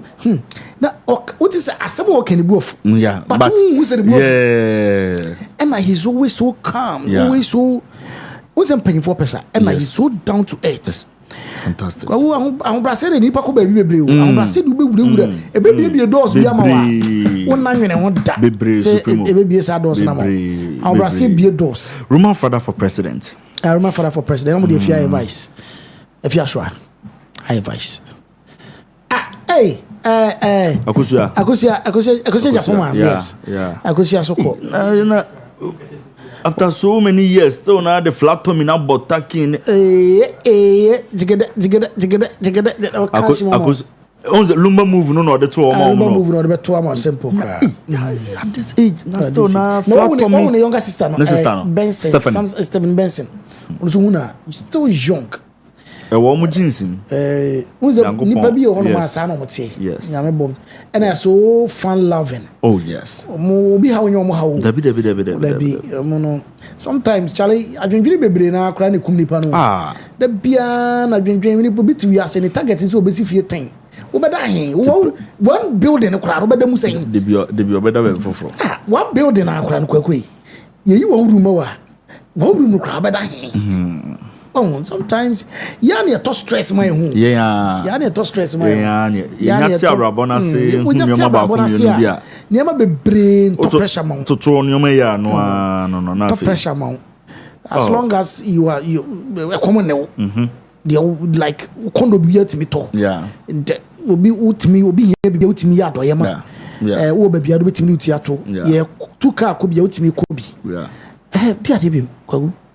Ye chata de pia wa shibiko enye wunya dan ma be entade dan ma no wo be shedo do sei basintale na da no mo se basintale boy basintale story na shada match what is so boy basintale story ni die basintale na okay ma me na me de me ho ana be say me hu no me menti mo ase o okay first of all 2007 na Lumba enya active Isao anambwa ba me me hu ne tamale e na so hu no na oteka bi anu obo na beti o safa mpumanim me ba dabi young star and I can say do si friend bia anu obo no o say Young man. Otenya no say daddy no say me da se bebre. No say ana open no so bike near me fe. Mpesa da ti bia me nyina. Me pesa me dispatch rider. No say news ya de. You say fa number mama. Nothing bia motivate. Won so give me number. No, me didn't come. Now, some official from Basitale. Oh, official. Tomo chat ya kusi be 2012. So no the Biana Lumba Srano wa friend no so friend. Basitale. Oh, David of friend. No, David Supremo. Yamangas. David. As we that just man ke na dia hobrase na sa go no account. David. David. I support you. Paul say me that be say the who say no be jira habe say. What be cano? You be be jira be Basitale jira no. Me dey so ni say massive city. Ono na dey no ho.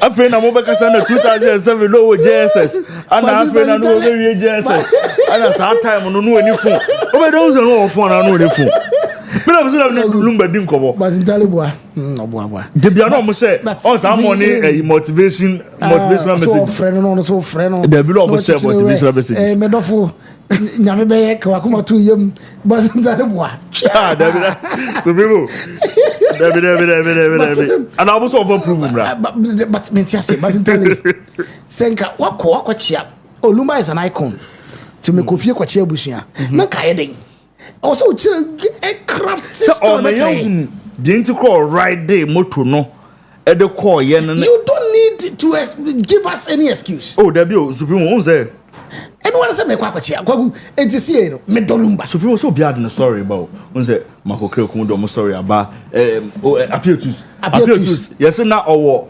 mrabi no say Lumba ba mo amaba that day no for session na mu na kofi am what A+ on crab am say so mo fa tiri kwa kwa Lumba ska A+ mo say dey yenko dada yenko no mo ko sen no so dem ntwe no Lumba kan say me ba okọ ani mu no so tu kwa kuya mo be kan ewia ma me okay eba ena okọ no say na boys no mo ani mu no no so mo ko no ndi oro be ye na nyum okọ e ade chi na mo fa na so to ye Oma kwa Jibril. Tisa boys, you started. Almost into say A+ do started J. You started. Anwogu o nsem na. A+ and some so na for no more dey ba betoto. Dey also kwa J no zum la papa no. Oh, yeah. Say no chese o free. Am be say A+ sa. Na so mama kan dey am. Kwa kama me akwaku. Official Basitale. In 2007. Okay. Ghana for. During my young days of growing up in Tamale, I remember attending an NPP rally held at the then police park. My mission there was not political. I rushed to the event because it was my first time seeing a police dispatch bike within a close range. This rider, Supremo, had led His Excellency J. Ekufo to the rally grounds to campaign and show Nanado to the people of Tamale. Okay. Just as I arrived at the park, I saw one of the police dispatch riders move and park close to a bus that followed the convoy all around to the venue. Okay. Well, I stayed focused and pursued my objective of going there so as to get a close range with the bike. Just as I approached the bike, yes. Just as I approached the bike, Supremo, a hand tapped me from behind. Okay. I turned in fear, and guess what? It was that Lumba. Hey! He was seated in the bus that was parked near the bike with his crew ready to perform his song for the MPP. Hey! He said, "Young man, what's your name?" And I replied, "Abdul Malik." He asked many questions, including why I was staring at the bike, and I said, my dream was to become one of the police dispatch riders, leading the president of Ghana one day. He smiled and said, "Stay focused, learn, and you shall become one." As young as I was, he became my friend. We exchanged contacts and stayed in touch till somewhere in 2012, when I lost his contact and we both went apart. And then I told him, Asu-B. I never got the opportunity of meeting him again in life. Maybe due to unplanned reasons, or maybe for a reason of, one day I'll meet him. Today, I wrote to condole with Lumba's family. I wrote hoping to get an opportunity of telling Daddy Lumba that unfortunately I didn't become the police dispatch I told him about. But I still write with passion and with that untold story of my young dream. Say, we shall remember your good deeds, your melodic music, and your epic rise. Rest in peace. I ain't fan of what baby. What is what happened a bit in an I say, young man. Rush hour with Rashad. David, Supreme man that's all what. What do you have over witness? Where they go so what? Sharon say I don't believe the story. Shit. It's more some person to Ghana and I'm telling this story ready. Was that Sharon was returning catch you? No way. Oh, no way, pa. Was no way. No way. Returning catch you, pa. Kwaku, I'm on Emmanuel was stress. Wasn't Dalibwa. I said, Opreno. Meba, young man. Meba, Shawati, I am here. Wasn't Dalibwa. Was that the Lumba? Young man, what's your name? Abdul Malik. Enezo. Wasn't Dalia. Wasn't a Lumba to Bassy. On the crew, Nina. Ogu. Obaku na was no friend, no so friend. Oh, child, I'm checking up on my best friend in Tamale. Now a friend, no. But Kobe Road is true. Is it when the people are quack now? Yeah, wasn't that? So, also, we can trust and say, as was here. Okay. Are you busy? And you're boy, your cry. Name my cocoa shit. Episode, so now, yes, you're channel, pay a fino. Kwaku Supremo. That's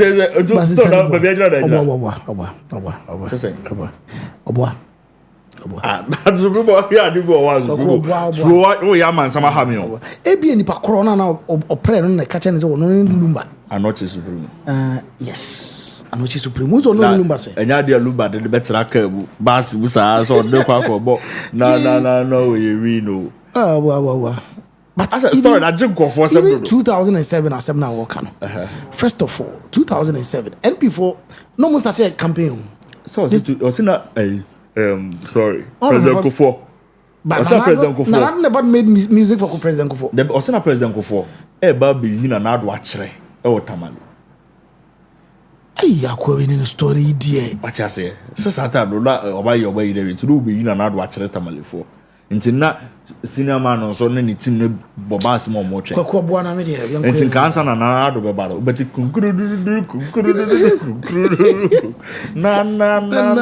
we know. Aha. Yeah, was that. Adentila baby story no baby abeso ha me ani. Adentila o ka say or RASH HOUR na quickly over the baby shame say not for NPP rally no. Na mum no ohun especially MPP ni Lutila or the other sense was wrong. No mo say obi se no hobi o ti no menim. Kobe Road, so I was there on that day when Lumba Taj and spoke to Basintali. I was an eyewitness. That was Kobe Road. I had a son and Masanzman Pong, and now to Chrono. Then I'll copy Mutamali, Kobe Road. All right. And then Supremo. Kwaku twas one okay. Wrap up this year. So, okay. And other man videos, man videos, no more never boy me. I order man videos. Very, very important. Mami videos. Basintali na sign book no.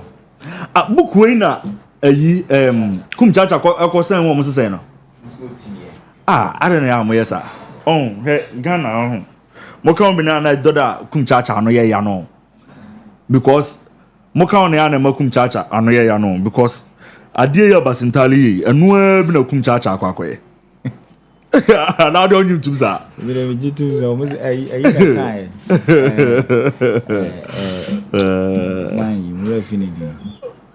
I know what's a chacha for day. Also, kum chacha drew honum, or said that could be a kum chacha there. Some also a shell drew on, and also who kum chacha video be no sign air trend. Or could be so no, I can't be a deal. To a way, and who said you'll be Troyan. I come chacha copy the same thing. Oh, and never be I silence, no, maybe your copy ink in all the team. I know, baby. Oh, I dang.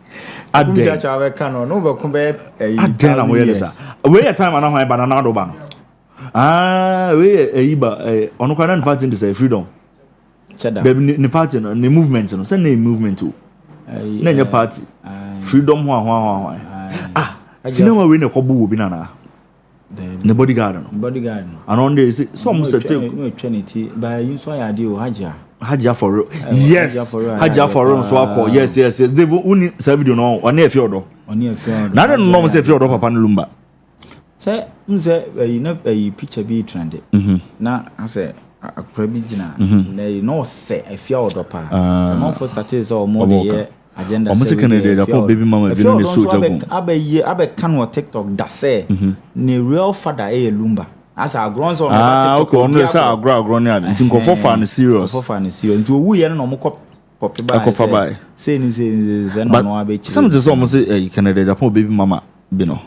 On say ni baby mama ba ko bi den so. Omo so no so say ja no gu mo. Omo so na dey self. Sama me no.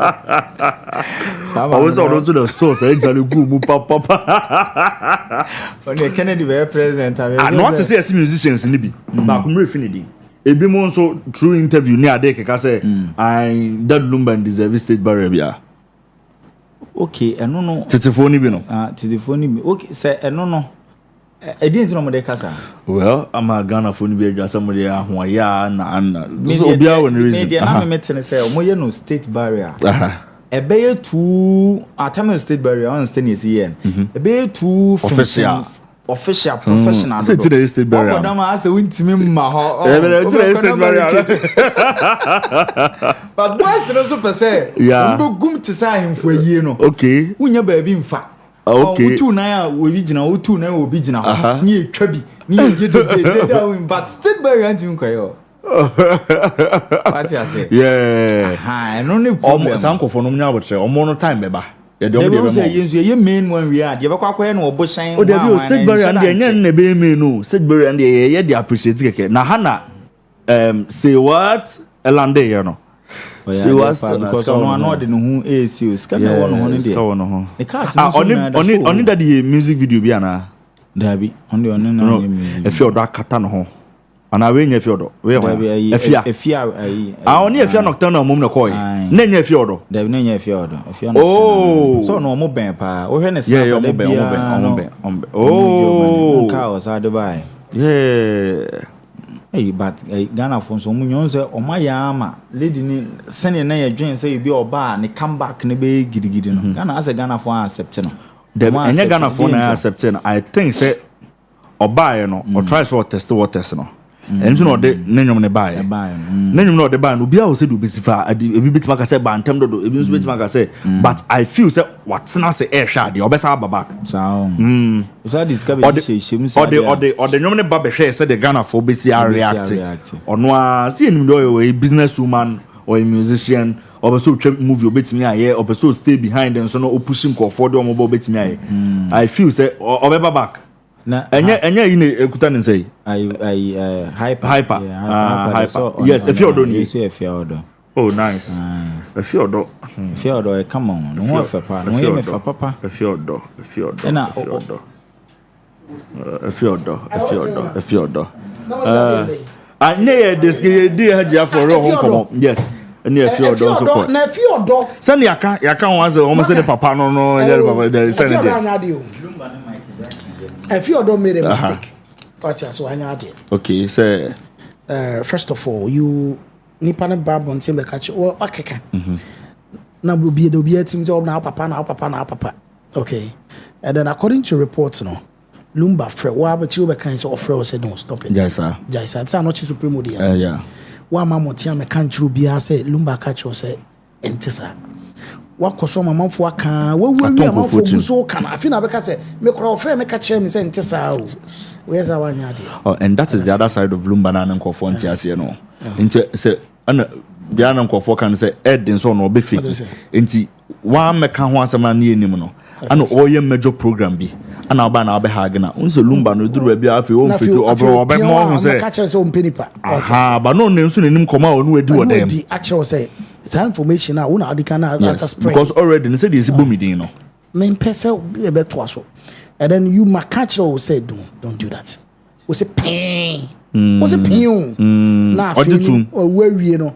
What I'm a man for cause what can what I'm a can't be as I may clarify.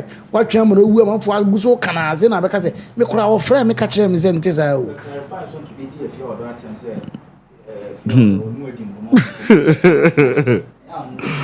manager mentiasi o say the manager say I don't say okay whatever make come over with manager say if you order be clarify I can be do if you order item I didn't see be doing item say Lumba no di asuma asem like when you asuma asem o wo catch am waka e na manfo asum se me papa o papa na me e na mafre so sister we dey mpacho we dey enya no kre enya me ba no why enti so obi e what was why the catch am say enya me ba no eti kasa ache no se manfo ka o se wo catch am say kasa oh we dey be say enko no da dey ni nya hu nti no what I say what enya me ba no so me tu se me ba no wana I didn't know boba What's wrong with us? What's wrong with us?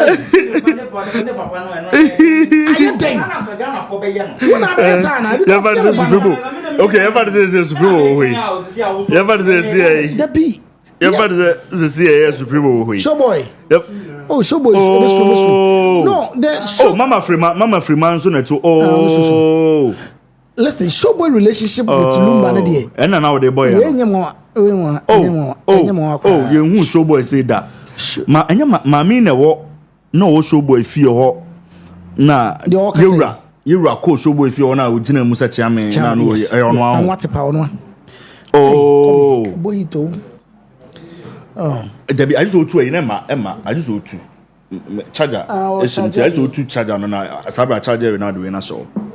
Now they no need na shim. Ati ase. Then wo ko do. No do otu here there.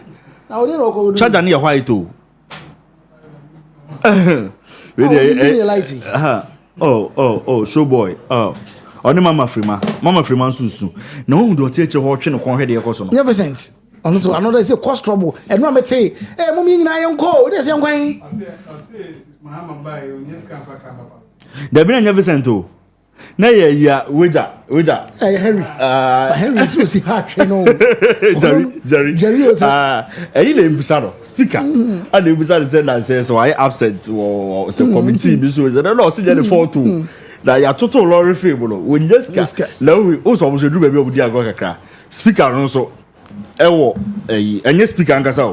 The third way no so when this is out okay o see we go the best supporter lokre na o je say you started to take her low. Ya tin skakakaka ba ano mo de ya agudie ni ade a eti nti Showboy na tin so wa no na Supremo maintain some musicians na kan bo ma ye yama no aye nwom o expect say bibisa we ba we na mama fe obo music no obo music na de nkomo wura yi da by this time come studio a ye beat no maybe bisa they should nkebeboa na make the funny thing is this Lumba no abon nyu dada wo makra mo ni ankwa no mane wa bona de egu on ma no say na say chipala gwa bia ma Supremo breaking ko nkofo we mu ayi metro for na TV3 for na info or the banner ya kind of recognize that's what okay say no mo better chance simplify you be kind ma ana na ka eja dem no na say haji adaka we menya wa ana na 2 million okutua na ya brofo na no mo dili o say kwan o mbefa so mbetu and so otua bom say installment basis say why ready ni ebagidi ada na monje Supremo haji Supremo na anu ya so wonye scam there be so your business woman ade adwuma so far as say ye nyanche ne so ye bibi illegal there be ende wakwaba it would mean you so anu bi say ye say bodam ni udam kokra de de obi hunu nkra say bodam ni udam kokra no de obi hunu nkra de so untimi nyina na no so so fine yeah ebeti ukra ba say na damfo bi kra na ka so onye askafo na mfo wan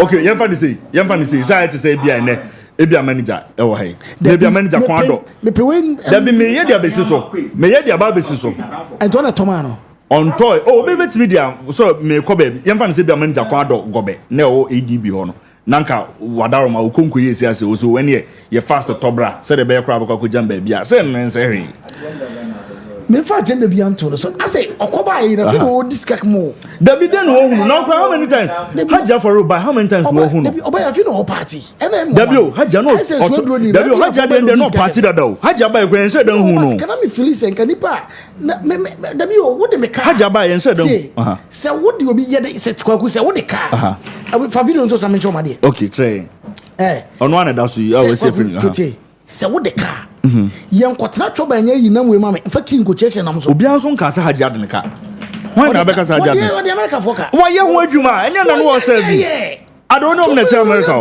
what we supreme what we ho on America phone asemo one de ka de nsa ko de ki ko cheche nam so wo twoba Hajia ndu obi aka bi mu Hajia ndu obi aka ono anka se no ndu obi aka enya ze no ndu obi ka no Hajia ndu obi aka aso ko ba e ma hu sa se why fresh mo this come mo na me ntia I think abeso hu so wotete obeso hu say nka watete aso anka wa say kra say katanfo anka na anim agu ase oba na nsi no o spend more dabi Hajia ba ekwa yin no oh ye hu no ye tan hu no nsi ahia bi okwa ye hu no say what dabi ye hu no oba ye nyina no you I think say afei na or like or adapt back wonya the mommy time with ne ba wo you say nyina mbese me yet so no eh say why eja Supremo breaking news man they were ready to the mema ye papa Charles nko kakra bi be sad naba na ye breaking news no all right Supremo breaking news coming from good evening Ghana official website and they say Paul Adom Okyere was released from the OSP's office in the company of Godfred Dame lawyer and Esquire and lawyers from Akufo-Addo Prempeh and Co however he has been called back to the OSP's office on person dem weekend na it let me see am release am bill so that is the first part until no year na say no say he was former attorney general and so on so ne couple pa Paul couple pa na ne lawyers Akufo-Addo and Co so Prempeh mo so ko so no mo so can go for that means so no any me sure say be say 2 lawyers na ko na now we want to believe na they went there and today he was released however says he yes our friends on Sambra I was say however yes he has been called back to the OSP's office to me sure some before weekend you hear I'm running a different case I hear feel they call flower pot no so and then they the flowers no I hear the next thing but being Paul meaning now expecting this and then me catch you say I dey no expected that was say one man hint in the so yeah Kwakuyampon na come to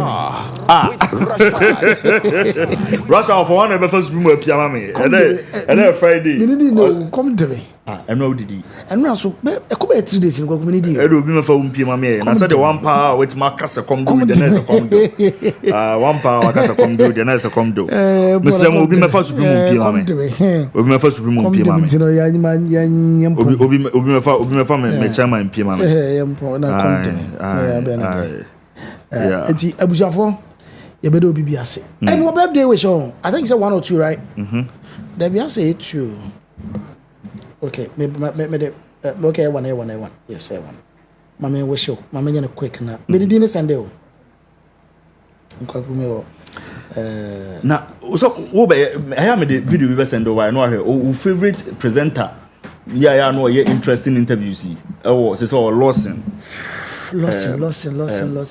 senior man what's that people from Ghana or they obi aye interview so Abraham unhwe oni Abraham interview me the be forward why they are waiting why me the be say be catch na ka be senka me wait kakra kra na say ne ka be ye ya me refu kra sisi ya e komadu awie no komadu me awie no so dey me forward am wait awie na say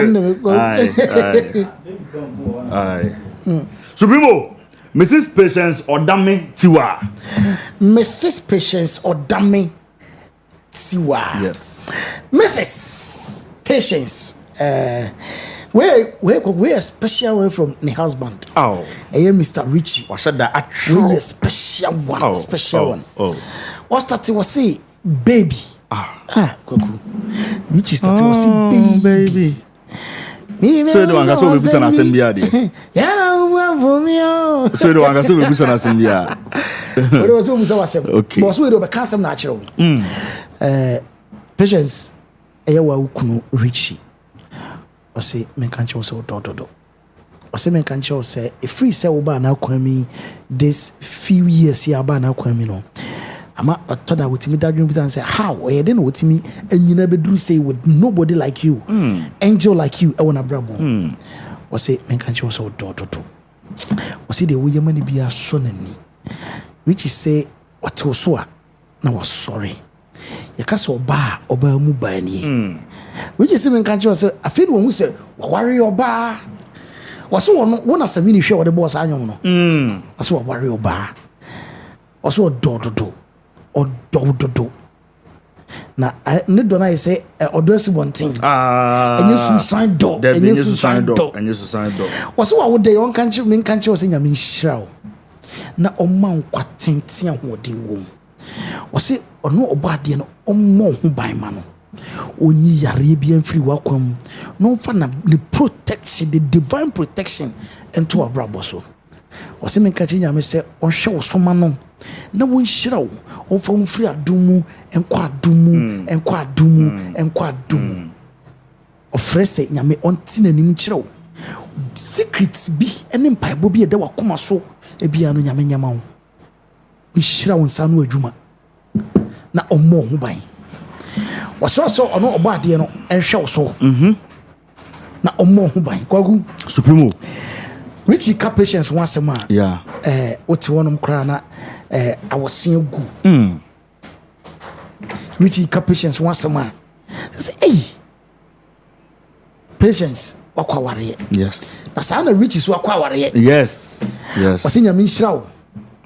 O nhyirawo. O nhyirawo. Na owu koba biemu a e wano besa ware. Sana waka chem se men kan chere. Wo se so wu ko babie mu a e wano besa ware. Wow.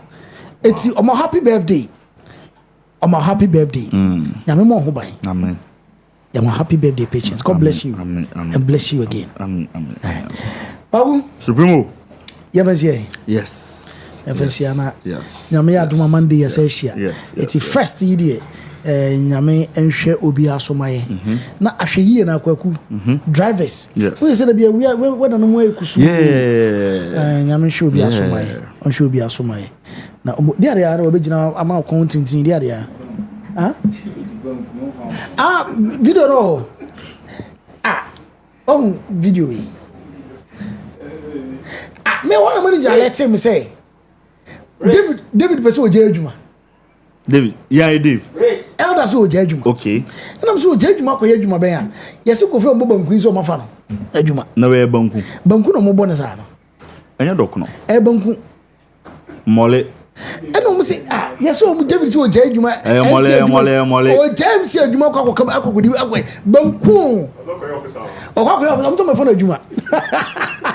Okay, the ono so. Ade officer. See you not say word now so. Ade officer. The more what also skabumpa. That's all this karon kwa. There be on say no we mu no. Who ko fiare be ko. Me pesa me ti ase o manager. E dey no moye. Omo kan ya na say. There be so omo boa no. Air condition. To omo store banku no. Charlie. Banko fon so ideas o.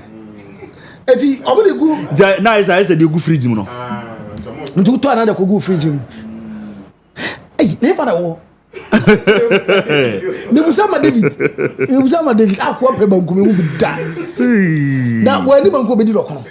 So mo me cousins. Oh, sabu. Pe banku brutal. We go en quantum to onu be hwese do si no he. The omo kind and we over kon your senior or like experience ono no mo so me fa David adwuma no. So on the officer in charge of. Or testy and also there. Okay. It's on the base supervisor, super.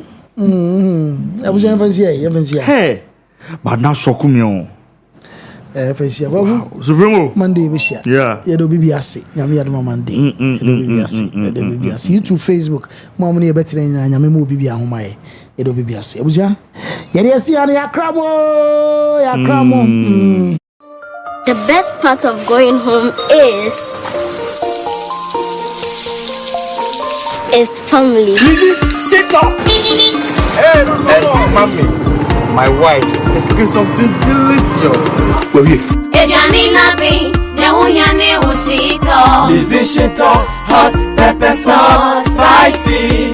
Bola yete, Lizzie Shito. Lizzie Shito, the Shito is Shito. Lizzie Shito, overfill. Lizzie Shito. Please, can I take some to school tomorrow? Yes, my son, you can. Lizzie Shito dear. Ebesu obiasu. Lizzie Shito hot pepper sauce. Yes, spicy and kasanga.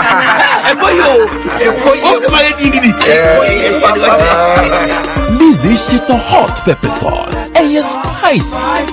For bulk purchase, kindly contact 050-168-3344 or 050-155-0998. This advert is FDA approved. Adofo so pe company obetimi ede ho ato omo so eba no adansi ene ho dwumedie bia dia eno a ene Zion View Construction and Services eba no general building construction say yensi dan fit scratch enko na wieye na enye de wakoma pedie eno a ne Zion View Construction and Services eba no dampness treatment say walls ho na cracking enso elikifa walls ho tino ama apotobibre age wo dan no aboso dia Zion View semen kan say obe apply waterproof coating e de ama external and internal walls no se ne be ya wonso no obetimi afa wodan no ho afa na apotobibre nyina so akle e de amount e bia mu no se ba no Italian graffiato se wo si abefo de ya baby a wo ho access scratch lines ne nam ho fefefe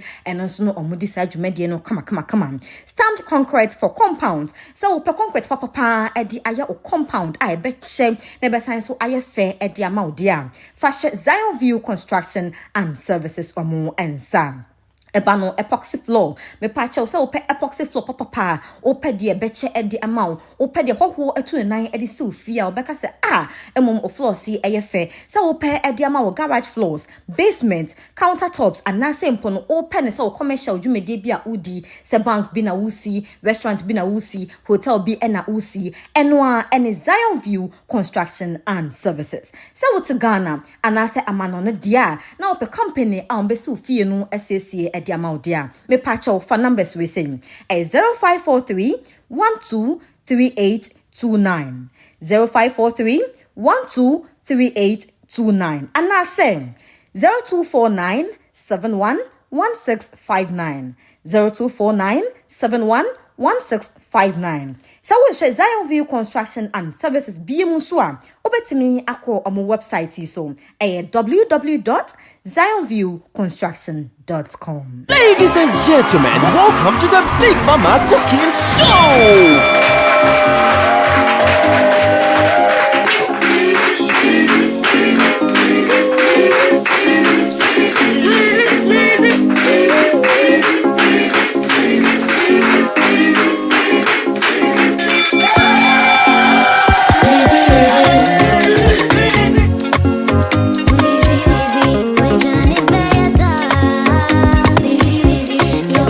Ladies and gentlemen, the winner is Akosia.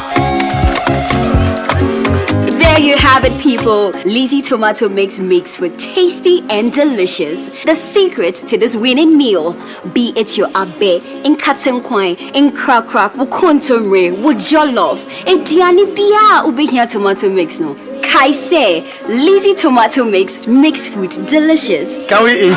Lizzie Tomato Mix, your family, our passion. This advert is FDA approved. Yefem na kwa me taxi driver na enkane na misisi so misisi na kame na to na twetweme binya 3p garlic misa no aboa me pa That's a miracle be word. Just a mafunu kra so dey sia twemi ankasa me humi esisi first me humi ana esisi o beka se dey bibi hye me so bi no na ye normal mi bi pi ne ti no ti pa mi sa 3 days ni na edona ka de Nyankopon de ayi bia ho de chema yi bi enya sam ketwa ana se we de me fro aka so na me fa nche me nkwa ne me de abe fa 3 years ni ana ase me gina wa me na mu sinya se me kwa me de me ko bia mu so much me duru da ba 6 years ni o tema si am ye ma di se ene me jai na saya le ne nku me preko ene 4 days ana me koto 3 garlic minister ni tema me ka se Nyankopon no yam se ende ya me no ka se me ho ato me a me din wa me ntiache 3P garlic mixture ubenya bi wo mamu pharmaceutical shops and herbal shops Fred Piwak e wo 02489288824 and 02010000002